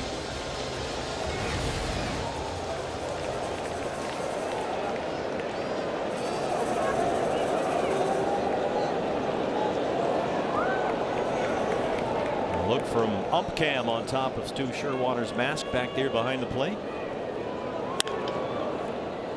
And that one hits up off the bag. Walker's able to collect it and somehow keep his foot on there as Arise comes home. We've seen Christian Walker make some sensational goofy plays down there, and add that one to the list. How did he keep a foot on the bag? It's great field awareness. Know where you are at all times. He knows that ball's in front of him. He goes toward the base, gets a foot on the bag, and scoops it up with the bare hand. What a play. That's unbelievable. Remember that play earlier this year where he switched feet laying on the ground? Yeah. Boy, is he something. Peralta takes a big cut. 7-2 ball game now. Cronenworth picks up the RBI. David has struck out twice.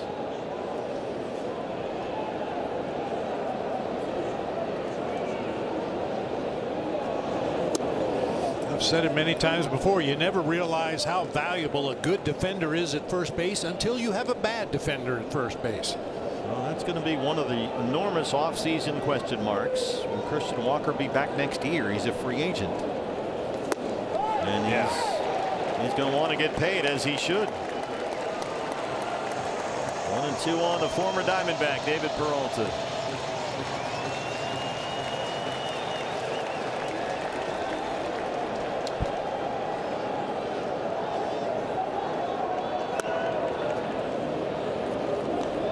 Walker's free agency is an interesting case. He'll turn 34 years old in spring training next year. And his glove and his power bat beyond question. Well, what kind of a deal he can get. Hopefully the Diamondbacks can find a way to come to an agreement. He's such a valuable part of this club. He's part of the core. Talk about heart and soul of this club, this group they put together here. He is one of the key pieces. Antiply gets 2 outs. Padres tack on a run. It's 7-2 Diamondbacks in the 6th.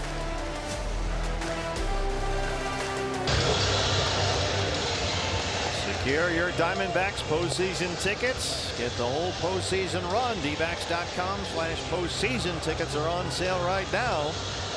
Diamondbacks trying to get there. This would be win number 89. The question is that enough to get them in? Luis Arraez seems to have locked up the National League batting championship with that double in the 6th inning. So Donovan Solano, who had a big night here last night, 4 hits including a home run, takes over at first. Geraldo Perdomo leads it off against the knuckleballer Matt Waldron.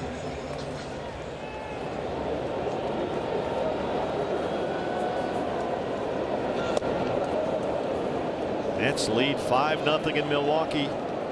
Braves at home trail Kansas City 4-2. Both those games in the 6th inning.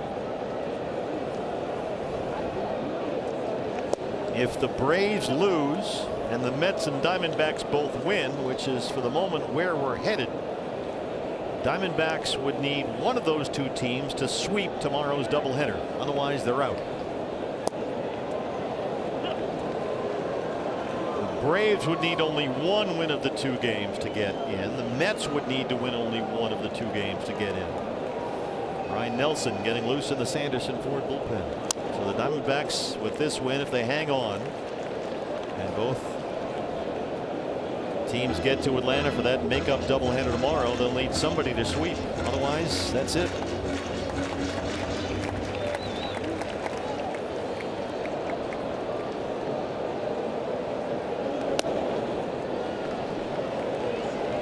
If all 3 teams win, and again it's a long list, Atlanta would clinch a spot. The Mets would only need to win 1 of the 2 games tomorrow, and the Diamondbacks would need the Mets to lose both to get in. Perdomo has a knock. Make it 10 hits for the Diamondbacks. They had only 2 last night. Been a real productive day already for Jerry. A sac bunt back in the 3rd inning, an RBI ground out in the 4th, and now a single leading off the 6th here. I love that ump cam. I do too. It really gives you a very small sense, as close as most of us are going to get to getting in the box. Marte has single and homered. The home run for Cattell is 36th. He's up to 95 RBIs.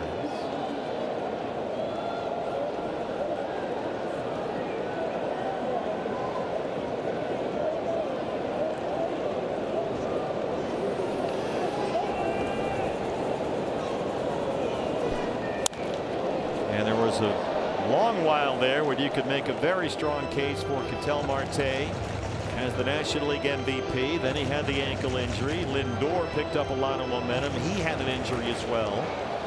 And Ohtani, it would seem, has run away with the ballot, regardless of the fact that he is only a DH. This might be the first in baseball history. But it's hard not to give it to Ohtani, I think, at this point.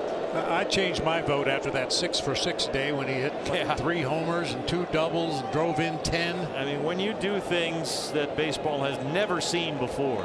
Yep. It's just almost beyond question at this point. But those injuries to both Marte and Lindor really kind of cleared that up, I think. It'd be hard not to vote for Ohtani at this point, even if you don't like the idea of voting for the DH. But let's also acknowledge that the DH is a position. Right. Well, and Marcell Ozuna, as you mentioned earlier, for most of the season was carrying MVP numbers. He was a guy that was a possible Triple Crown candidate. He's kind of been overlooked with all the Ohtani hype. 2 disengagements for Waldron in this plate appearance for Marte.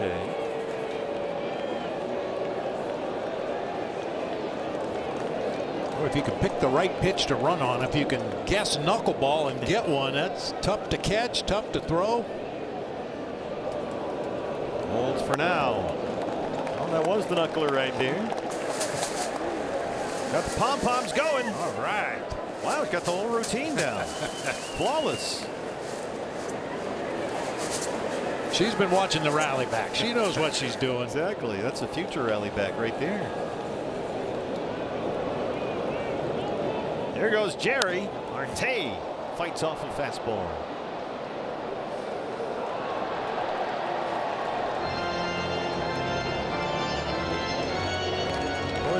The other 2 teams, their momentum is reversed. The Mets had lost 3 straight. Suddenly they're winning. The Braves have won 7 of their last 8. Suddenly they're losing. That's baseball, Susan. Crazy game. The Brewers at home against the Mets are down 5-0. Milwaukee's been held to only 1 hit through 5. There goes Perdomo again and again.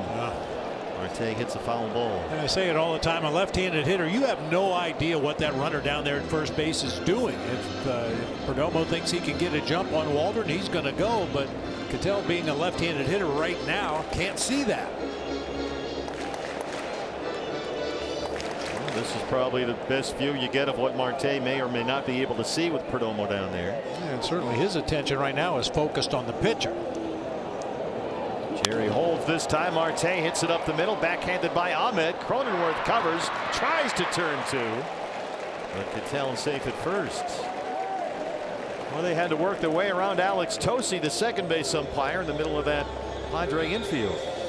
Yeah, that's one where the shift really hurt the Padres that time. They were playing Ketel to pull. You see where Cronenworth starts from. He's got a long way to go just to get to the bag at second base. And Ketel easily beats the relay onto first base. Nice play by Nick. Nice attempt by Cronenworth, but no chance to get Ketel. Let's give the umpire a little credit there. Alex Tosi did a nice job getting out of the way, backpedaling. These guys are not stationary, especially in the middle infield. He did a wonderful job of getting out of that play. Corbin Carroll 0 for 2 with a walk and a stolen base.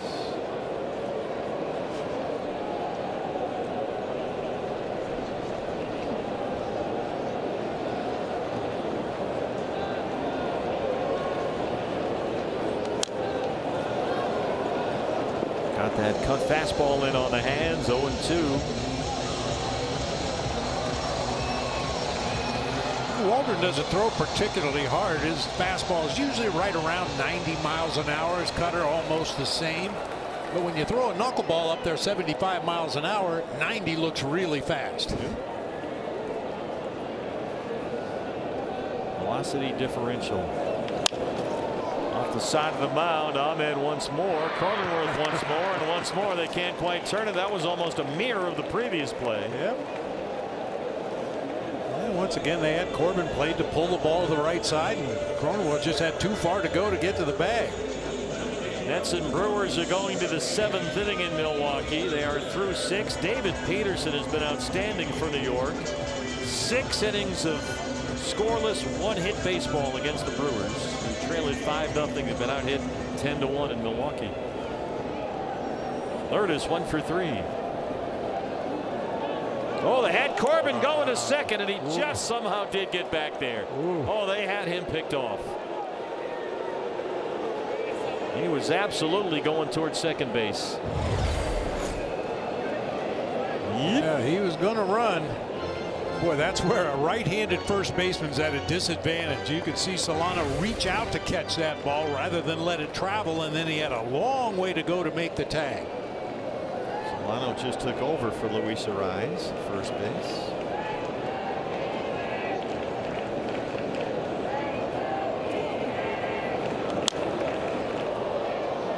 Corbin stole a base in the 4th, his 35th of the year.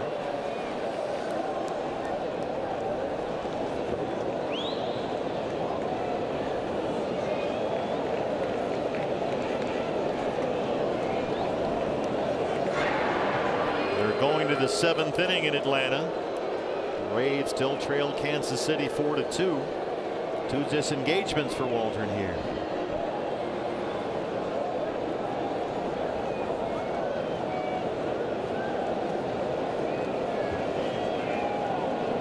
Corbin takes off. Lourdes punches it down the line. Lockridge won't get there. Corbin's going to score, and Lourdes is on the run. It's 8-2. Gurriel stops at third. Oh, Lockridge made a valiant effort out there, but it got into the corner. And Corbin comes home to make it 8-2 Diamondbacks.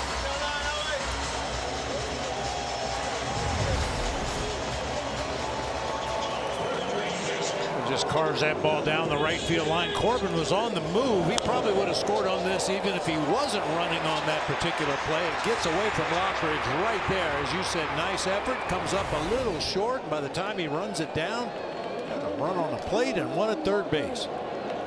8 runs on 11 hits. Second triple this year for Gurriel.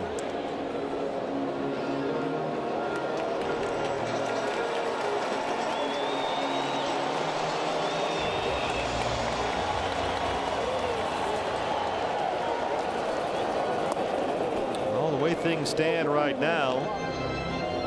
Diamondbacks will get win number 89 here, and they will root for either a Mets or a Braves sweep in tomorrow's doubleheader. That's what they need to get in, unless circumstances change.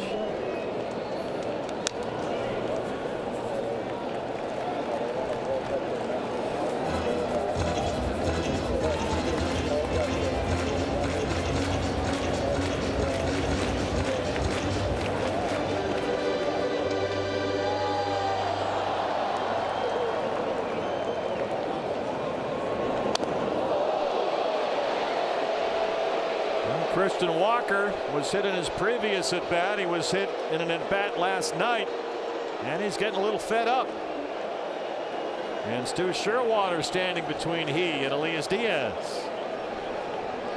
Walker's been plunked in consecutive at bats, and both times with a knuckleball, which kind of to be expected. It's a very erratic pitch. Waldron doesn't know where it's going. Elias Diaz doesn't know where it's going. Certainly Christian Walker doesn't know where it's going. You see no rotation once again. Takes it off that elbow guard. Ruben Niebla out to the mound. Yeah, the knuckleball just didn't knuckle.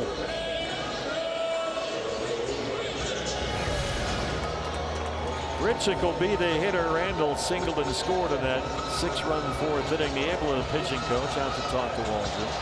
They would like him, you're guessing, to eat as many innings as possible and save their bullpen for Game 1 of the Wild Card Series on Tuesday at Petco Park.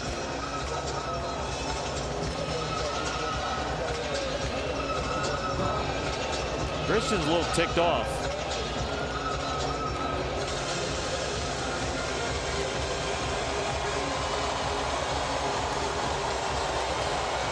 Grichuk steps in. 1 for 3, scored twice.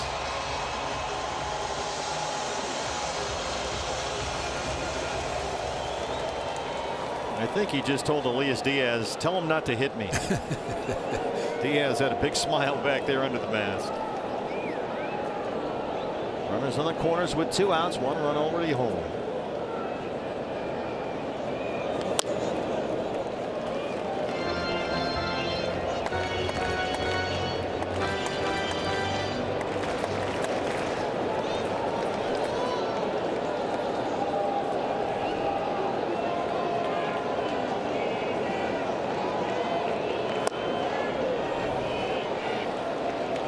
Diamondbacks could clinch a wild card spot today if they win and both the Mets and the Braves lose. Atlanta's cooperating, but the Mets are trouncing the Brewers in Milwaukee.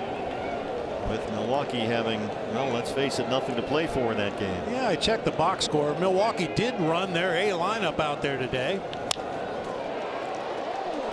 Great stop at third by Wade. Boy, he plays good defense wherever you put him. Takes a base hit and an RBI away. It's 8-2 after 6.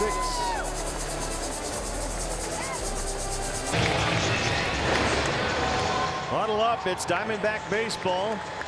8-2, they lead the Padres. And here's a sight for sore eyes and sore shoulders. Ryan Nelson, 27 appearances, 25 starts. He has been their best and most consistent starting pitcher all year.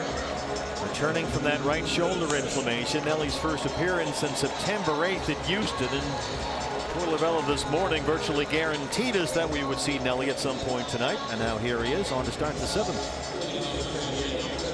Assuming you're going to see a lot of high four-seam, high-velocity fastballs from Ryan Nelson. At least the last time we saw him, that's what he was doing. It has been really great to see him evolve, the world's nicest guy, into something of a bully out there on the mound.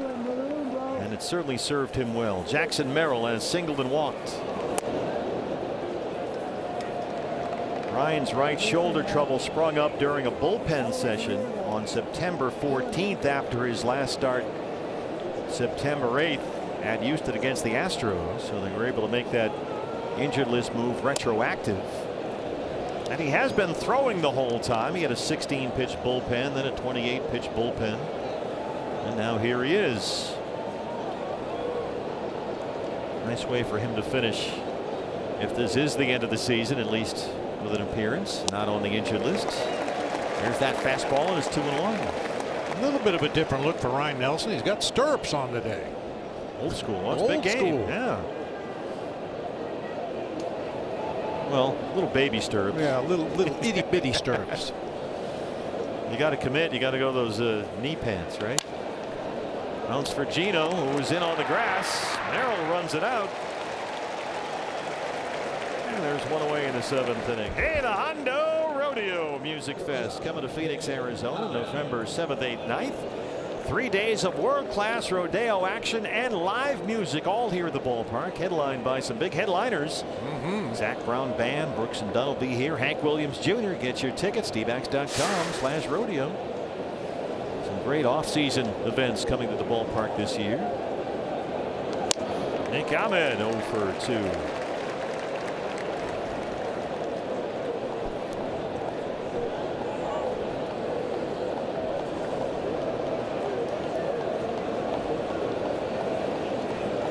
Nick Ahmed now 34 years old. He'll be 35 during spring training next year. He knocks that through Nelly off the bag and into center. Let's check in with Jody Jackson. Jody. Yeah, guys, Ryan Nelson, if you notice the gold cleats that he's wearing, I talked to him the other day and he said they are for childhood cancer awareness. That is the month of September. His sister Chrissy passed away at the age of 9. I thought it was a wonderful tribute for Ryan. He's wearing those cleats here in September. Of course, coming off the IL here today. Nice job, Jody, and nice job, Ryan. There it is. A great shot from our tremendous crew here. Elias Diaz made it 1-0 Padres in the 2nd inning with an RBI double. The former Colorado Rocky catcher. Troy Lovullo has a pair of, well, we'll call them sneakers, running shoes of that exact same design that Torrey has been wearing all month long for that very same cause.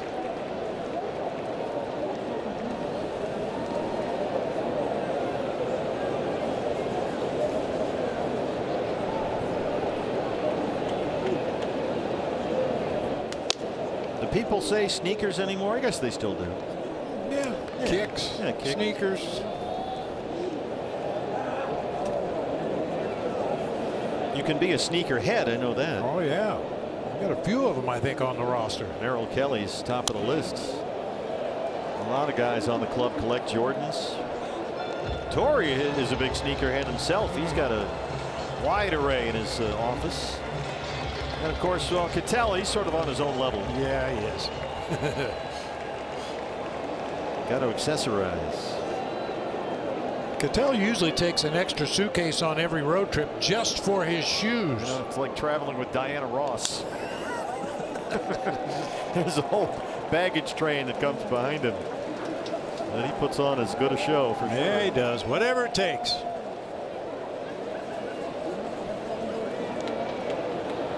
Does anybody just wear, I'm not complaining, but are there any old school guys? I'm trying to think. Maybe it was Ben Zober. Somebody. There was one last hanger on who just wore the old school black cleats. And that guy retired. I forget who it was, but he wasn't that long ago. Perdomo, Marte. Yeah, and they turn it. Welcome back, Ryan Nelson. It's 8-2 Diamondbacks. Some Pena power there on top of the dugout. And a reminder to vote for Paul Sewald for the 2024 Roberto Clemente Award. It's presented by Capital One and recognizes the players who best represent the game through positive contributions on and off the field.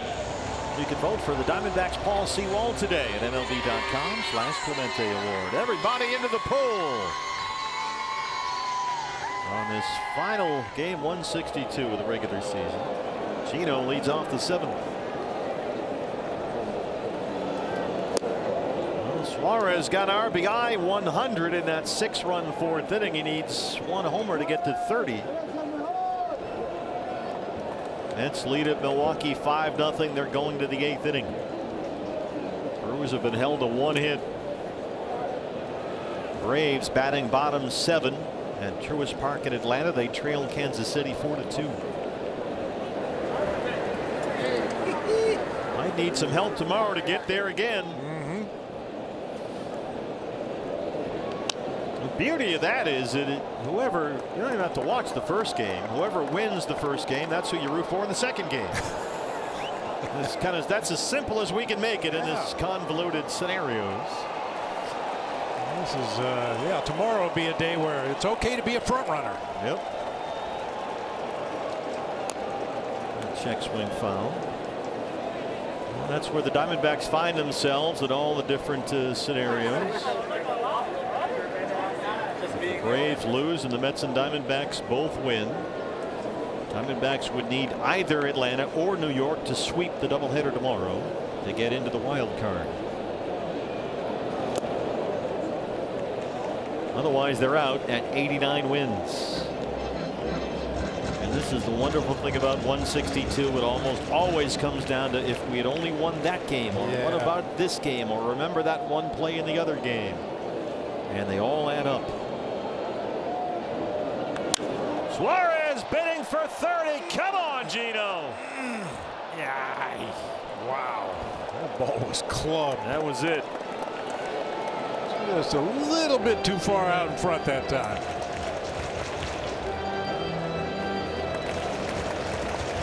.109 off the bat.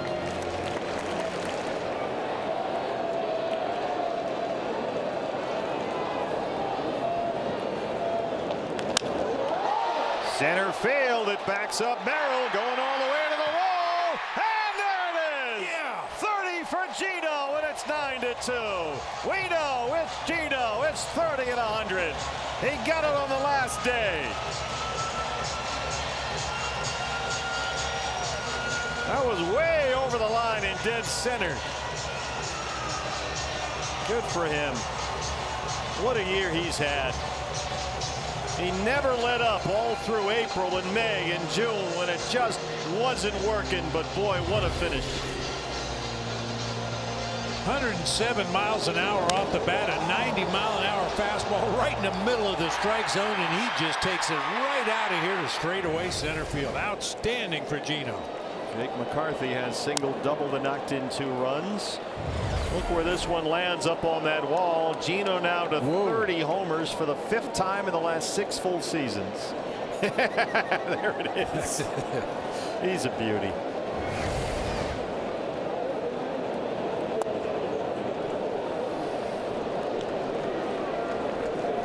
Well, I talked about it in the open of the show, or beginning of the show. 216 with 10 homers in the first half, and there were some ongoing conversations whether he should be DFA'd.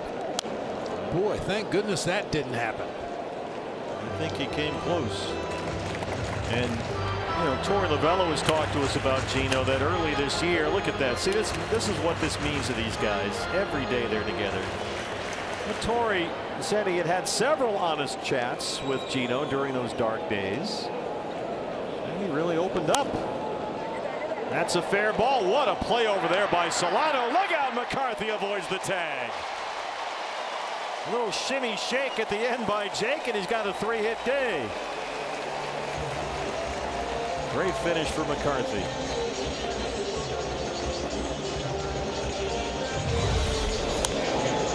Pretty nice play by Solano just to get to that ball. Waldron was slow getting off the mound, and that's the wrong guy to be slow getting off the mound against.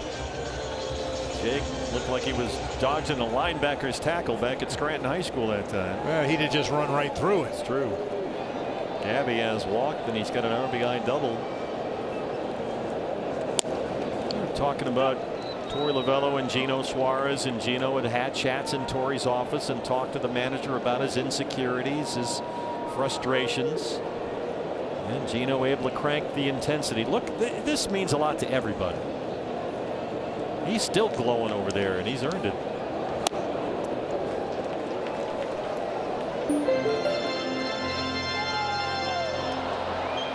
This has been the place to score runs.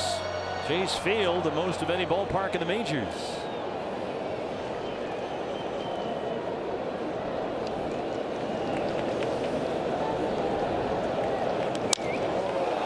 Gabby lifts one out to right center. Merrill's over there. And there's one out in the 7th.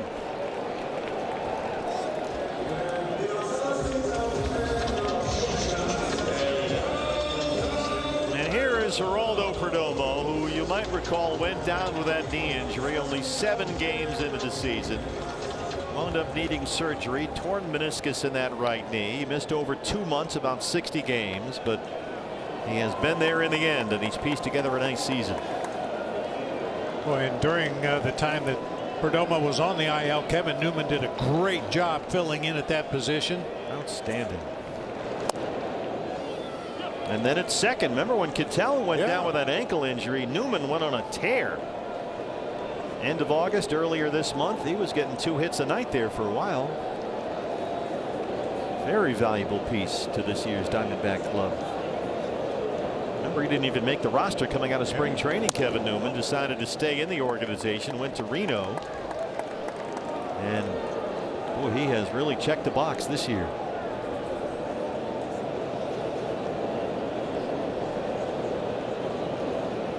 When he came up, I said, well, the numbers at Reno look good. He said, yeah, it's a good place to hit. Yeah, that's a general consensus. Not a lot of gravity there.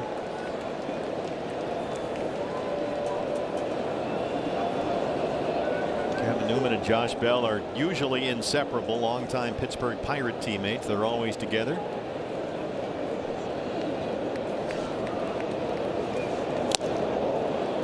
Big rip. That's one thing about Josh, too. He's been down on the field, Josh Bell, and he's not playing very much this month down at Walker's back, but he has worked on his fielding and his throwing every day with Tony Perez-Chica. He is a really hard worker, Josh Bell.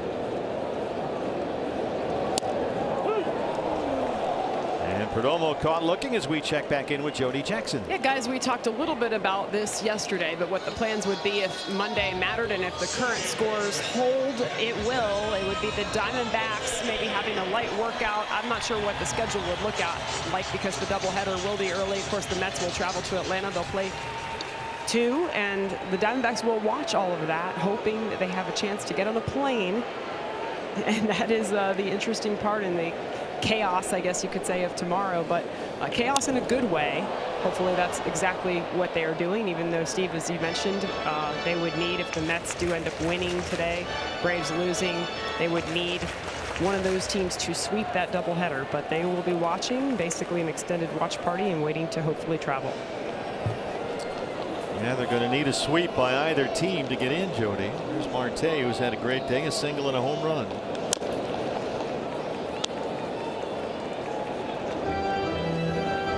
Braves would only need one win tomorrow to clinch. The Mets would only need one win tomorrow to clinch, so they could split and both get in. Behind this Padre club, San Diego hosts game 1 of the wild card series at Petco Park on Tuesday.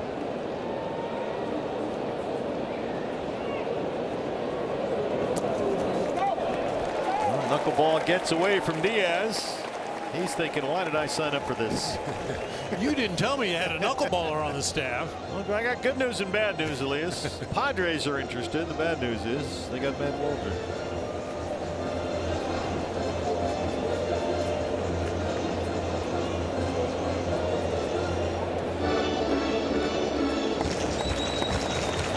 Jake at second with 2 outs and a 1-2 count on Cattell in the leadoff spot today. Diamondbacks have out-hit the Padres 13-4. They lead it 9-2. And Marte drives it to center. Merrill giving chase. Boy, he is a player. Wow. He is a player. 21 years old. To the 8th we go. 9-2 Diamondbacks. This copyrighted telecast is presented by authority of the Arizona Diamondbacks and may not be reproduced or retransmitted in any form. And the accounts and descriptions of this game may not be disseminated without the express written consent of the Arizona Diamondbacks. Our thanks all season long to our friends at Defy, who've been giving us this tremendous look on our wire cam, zipping up and down the line behind the Diamondback dugout all season long here at Chase Field. They have done a wonderful job letting us bring you these great pictures as Tyler Wade starts us off in the 8th inning against Ryan Nelson. They've gone to the bottom of the 8th in Milwaukee. The Brewers have only 1 hit. The Mets have a 5-0 lead.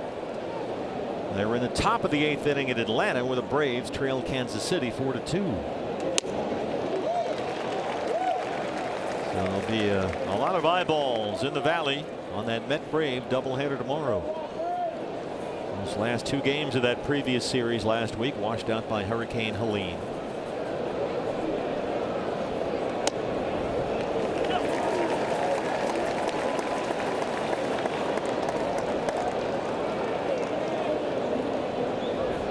Nelson a chance to finish an outstanding season on a strong note for him.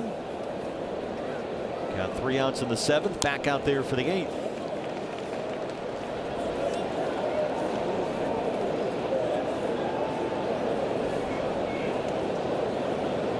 I think that's the biggest adjustment we've seen from Ryan Nelson this year is occasionally he goes to his cap twice.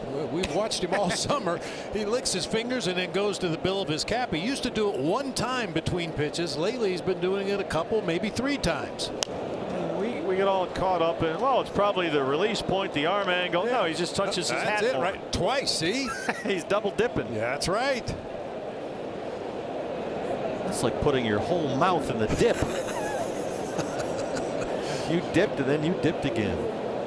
1-2.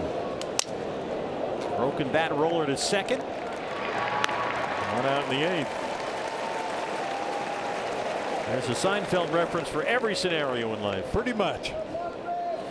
Lockridge, the rookie, has struck out twice after he hit his first big league homer here last night. Pretty much. Well, now you've mixed your metaphors, as it were. That's a curve, but I like where your head's at. Yeah, well.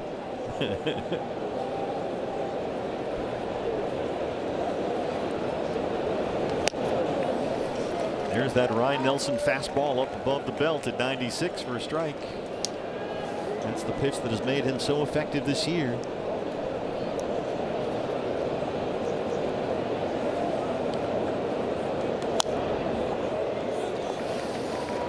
And while we have a quick second here, I'm going to miss Charlie Black. Announced his retirement from the Colorado Rockies the other day. He's had a tremendous career. He's represented that organization and city just about as good as a player possibly could. So first class. Yeah, good luck to Charlie and whatever you choose to do next. Well, the upside for you is you won't have to listen to me tell you to be quiet during his walk-up music as he walks up to the outfield. We'll have to look for a new contender now.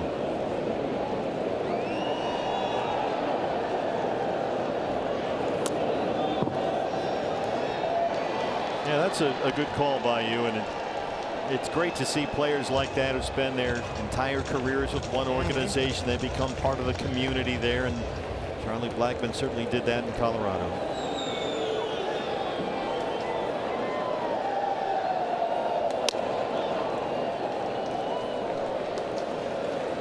Rockies are home today. They're finishing up hosting the Dodgers. They trail at 2-1 in the 8th inning. Solano on deck.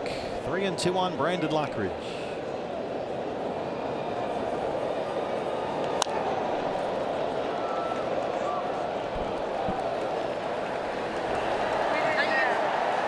It's kind of a rude awakening when guys that you've watched for their entire career retire.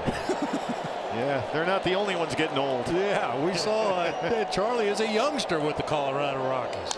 He started out, Charlie Blackmon, as a pitcher at Georgia Tech before he hurt himself. Turned out he was a pretty good hitter.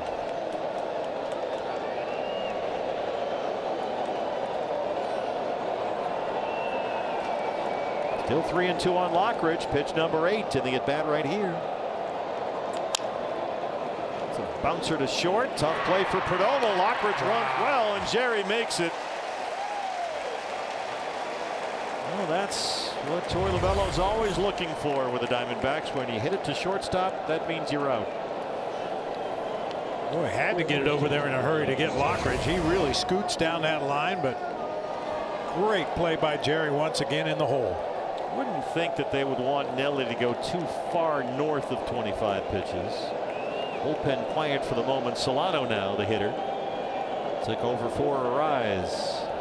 He looks to be on his way to a 3rd consecutive league batting championship.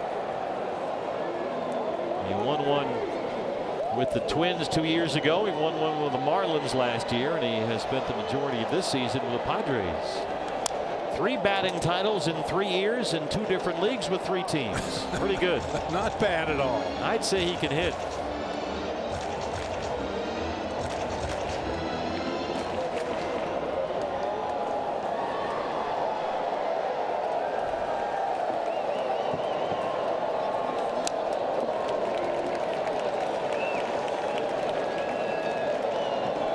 Brewers just ended the bottom of the 8th inning scoreless. They did pick up a couple of hits. Jackson Chourio, a fly ball up the wall and left. They go to the 9th in Milwaukee. The Mets have a 5-0 lead. Going to the bottom of the 8th in Atlanta. Still 4-2 Kansas City.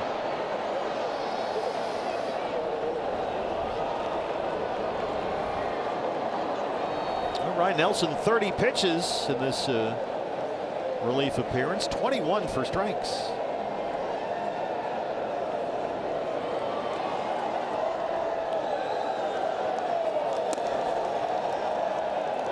He would be a guy I would expect to really hit the ground running next year, Ryan Nelson. Oh, yeah. Based on the development we've seen this year. And they have some pitching problems to solve.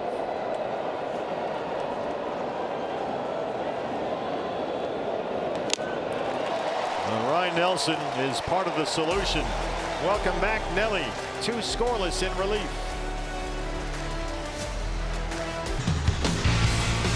Game 162, Brandon Pfaadt handed the baseball in a game the Diamondbacks absolutely had to win, and he stepped up in phenomenal fashion. 5 1/3, 2 runs allowed, 1 earned, 9 strikeouts. Our Chaz Roberts air conditioning and plumbing cool plays of the game. Real gut check today for Brandon Pfaadt, and boy did he answer the bell today. Great way to finish his season if this is indeed the end. Looks like the Diamondbacks will need either the Mets or the Braves to sweep tomorrow's doubleheader in Atlanta to get into the postseason. Corbin Carroll leads off the bottom of the 8th inning. Diamondbacks have out-hit the Padres 13-4. They have a 9-2 lead. Corbin 0 for 3. He has walked, stolen a base, and scored a run.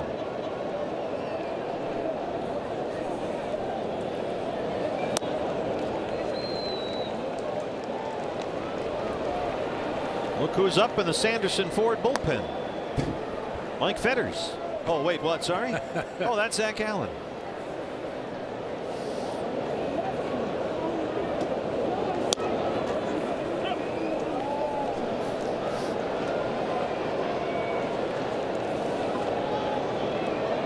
seen a few milestones. Gino Suarez got to 30 and 100. Only the third Diamondback third baseman to get to 30 homers. Can you name the other two? Matt Williams. One. And Mark Reynolds. Jake Lamb. Oh, Jake Lamb, yeah. Jake went 30 and 104 in that 2017 wild card season. That's a good guess, though. 2-2. It's popped up behind second. Cronenworth drifting out there. Lockridge coming in. Cronenworth's got it. Attendance today 38,892. And we want to take a moment to thank every Diamondback fan, all 2.3 million and more of you who came through the turnstiles here for the support. The crowds this year, Bob, we noticed right away. Bigger, louder. The atmosphere in here has been terrific all year long. Diamondback fans just outstanding. Gurriel. This has been the highest attending Diamondbacks this season in 16 years. The attendance has not been this high since 2008.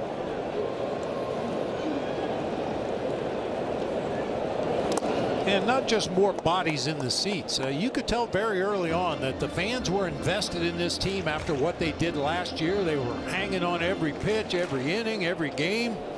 Well, regardless of what happens tomorrow in Atlanta, it has been a highly entertaining season. The ups and the downs. Lourdes with his third hit today.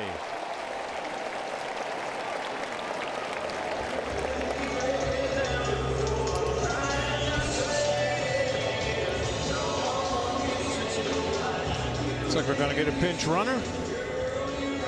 Alec Thomas.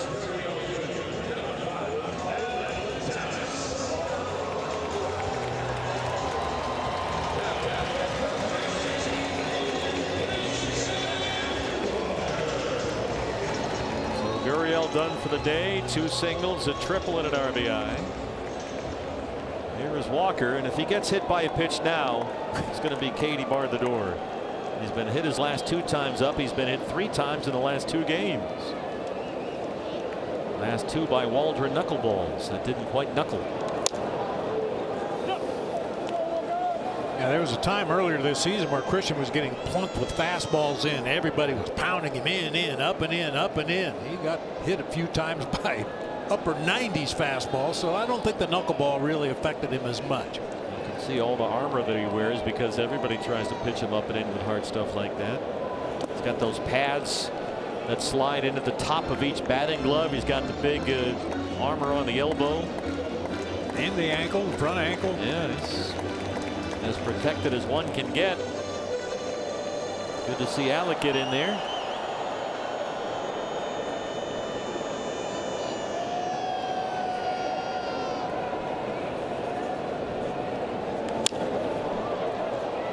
Behind shortstop Ahmed backpedaling out there calling for it. 2 outs in the 8th. And Randall Grichuk will get another at bat.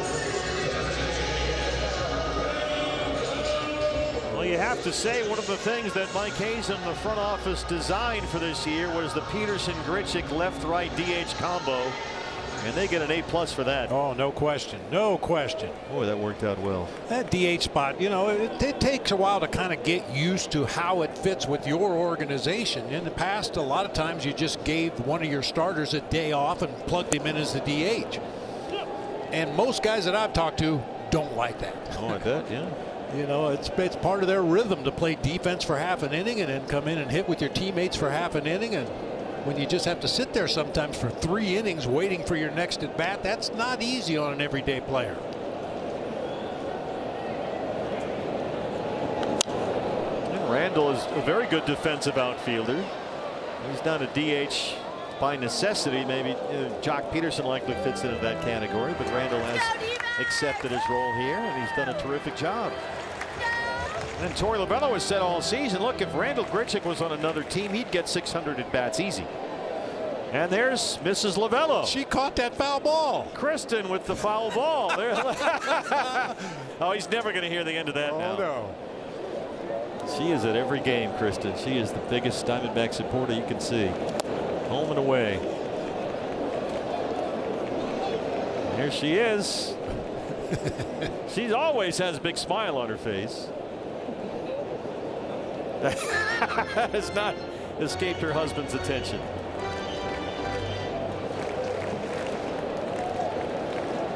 She'll probably send that ball back to the ballpark with Torrey and ask him to get Randall Grichuk to sign it. She should. That's a good call. That'll go well in her craft room. She's a big crafter. She all kinds of arts and crafts projects going on at the house.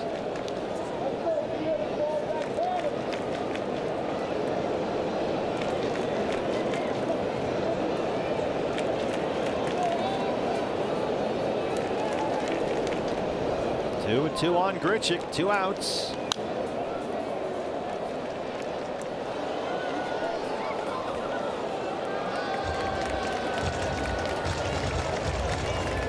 Gino got there today.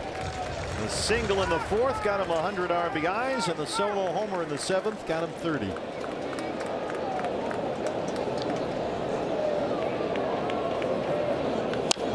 Grichuk smokes one foul, and there's a terrific play by, well, less than terrific by Doc, but Sid Rosenblatt working left field today, our Golden Glover. And we got Cross up over in right field. Lisa Cross on the job today. There's Lisa.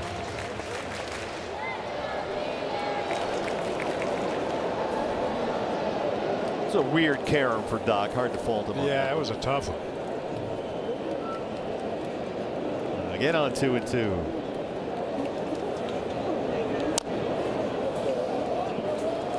They saw something really cool during the 7th inning stretch, partner. They announced over the PA system, thank you to all the in-stadium personnel, the ushers, the usherettes, the security guards, the people that are here every day to make sure it's a very comfortable, fun environment. And I was watching a lot of the season ticket holders who sit in the same seats every day. They know all their ushers and usherettes. They were all walking back to give them high fives. Pretty cool. Well, Elias Diaz has had about enough of this nonsense. As Alec moves up, another knuckleball ends up at the backstop. That was Euchre's line, right? How do you catch a knuckleball, or just pick it up when it stops rolling? Wait till it hits the backstop and pick it up. He just pulled that one over in the left-handed batter's box. And Diaz with a knee down. Very tough for him to move laterally back there. And that knuckleball, he had no chance on that one. Full cut on Grichuk with Alec Thomas at second.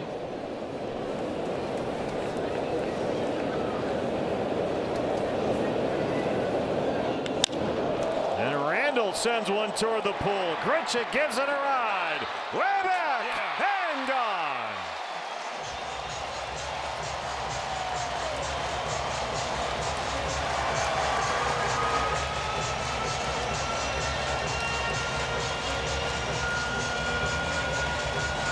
Well, regardless of what happens in Atlanta tomorrow, they are finishing up in Phoenix on a high note. It's 11-2. Man, 90 miles an hour up and out over the plate. Randall with that quick swing gets some backspin, carries it right out of here near the pool in right center. Here's Gino, homered high off the center field wall his last time up, his 30th this year. Randall Grichuk hits his 12th. Boy, did he have a September or what? Yep. Grichuk to close out his season, 5 doubles. 7 homers, 19 RBIs in 21 games this month. And that's only playing part-time. Yeah. Only about half of them starts, if that.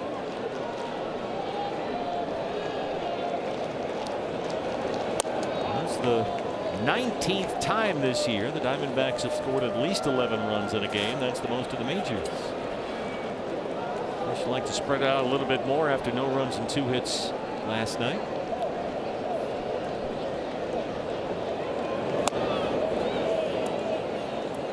Nose is Mark Carlson. 3 balls and a strike on Suarez, who has singled and homered. He's knocked in 2 runs, and he scored twice. 11 runs on 15 hits. And Gino's got one more. It's in the gap. He's 3 for 5.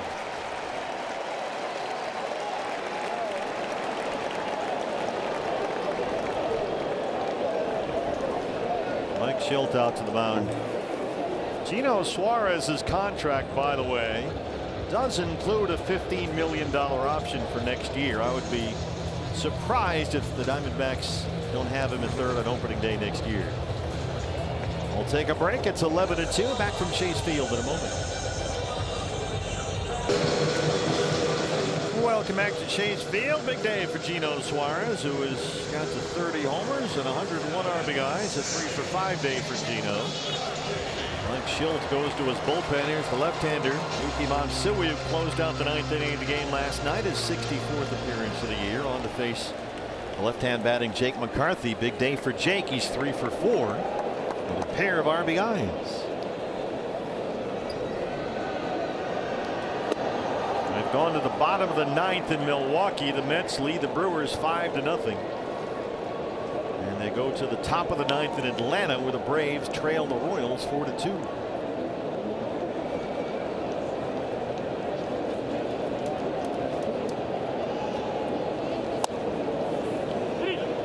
Yes, he went, says Jordan Baker. Ball and a strike on Jake.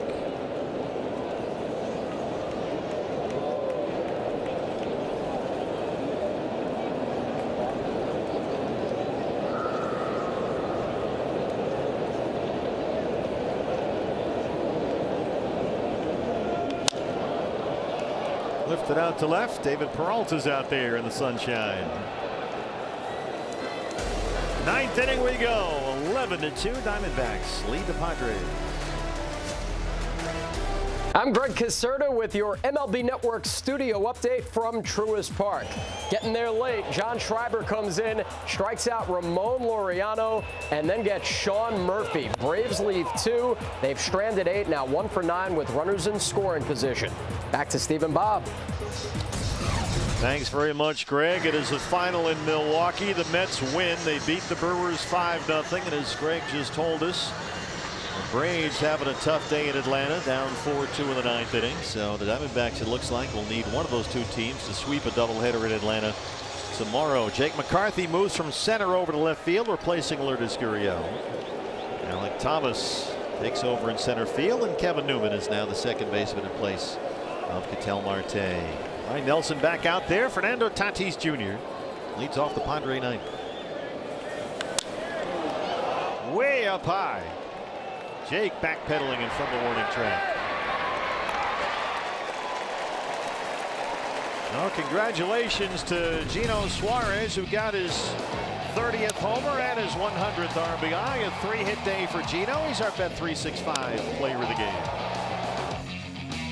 Well, good for Gino. Yeah. The perseverance, the professionalism, the way he went about his business when things were not going good. Great to see him rewarded here today. And hopefully back next year. Cronenworth. Hey, we pray for you at the marketplace. Remember that? Well, the Padres content to finish at 93 wins. They will host game 1 of the wild card series Tuesday at Petco Park. Just come back, David.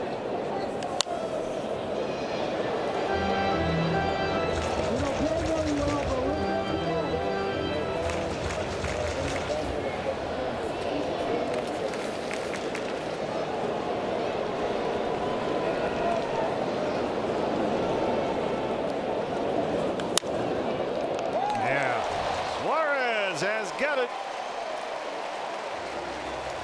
2 outs in the 9th. Post-game preview is presented by Talking Stick Resort and Casinos. Todd Walsh, Mark Grace, Jody Jackson getting all set to go there. And here is the one-time Diamondback David Peralta, who struck out 3 times. Last man standing for San Diego.